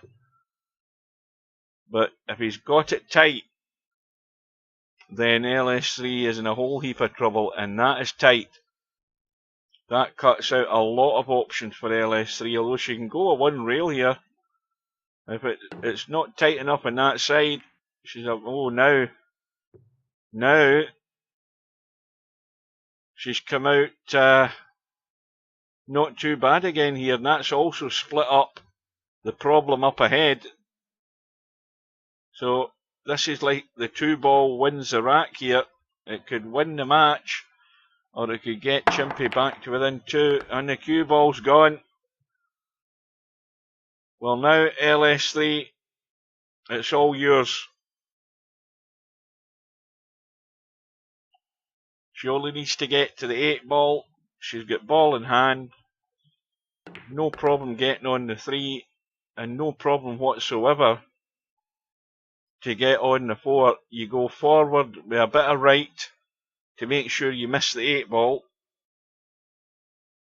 That's one way of doing it. Forward, miss the 8 ball, come around into the gap, and you're on the 4.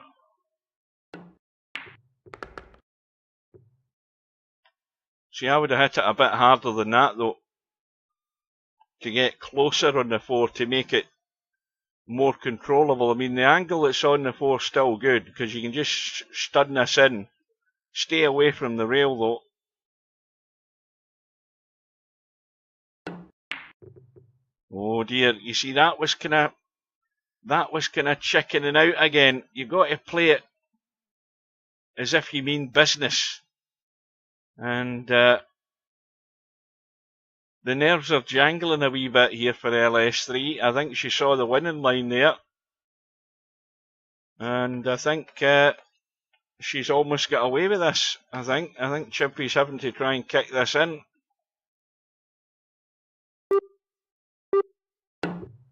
And he's come across the top of the 4. And he's not got a roll. And now LS3's got the same problem again with a ball deep in a pocket. And now decides to leave the cue ball there. Well, the 5 doesn't go into the side. The cue ball's going to catch some of this 9 ball here, I think. And it needs to brush off the 9 and go forward if you're trying to play the 6 into the side. I think if you just let the cue ball run and run off that 9 and go forward far enough, well, she's missed the 9, which is even better. And, well, you've still got to get good on the 7 so that you can just roll through for the 8. It's still not home and dry and cut and dried.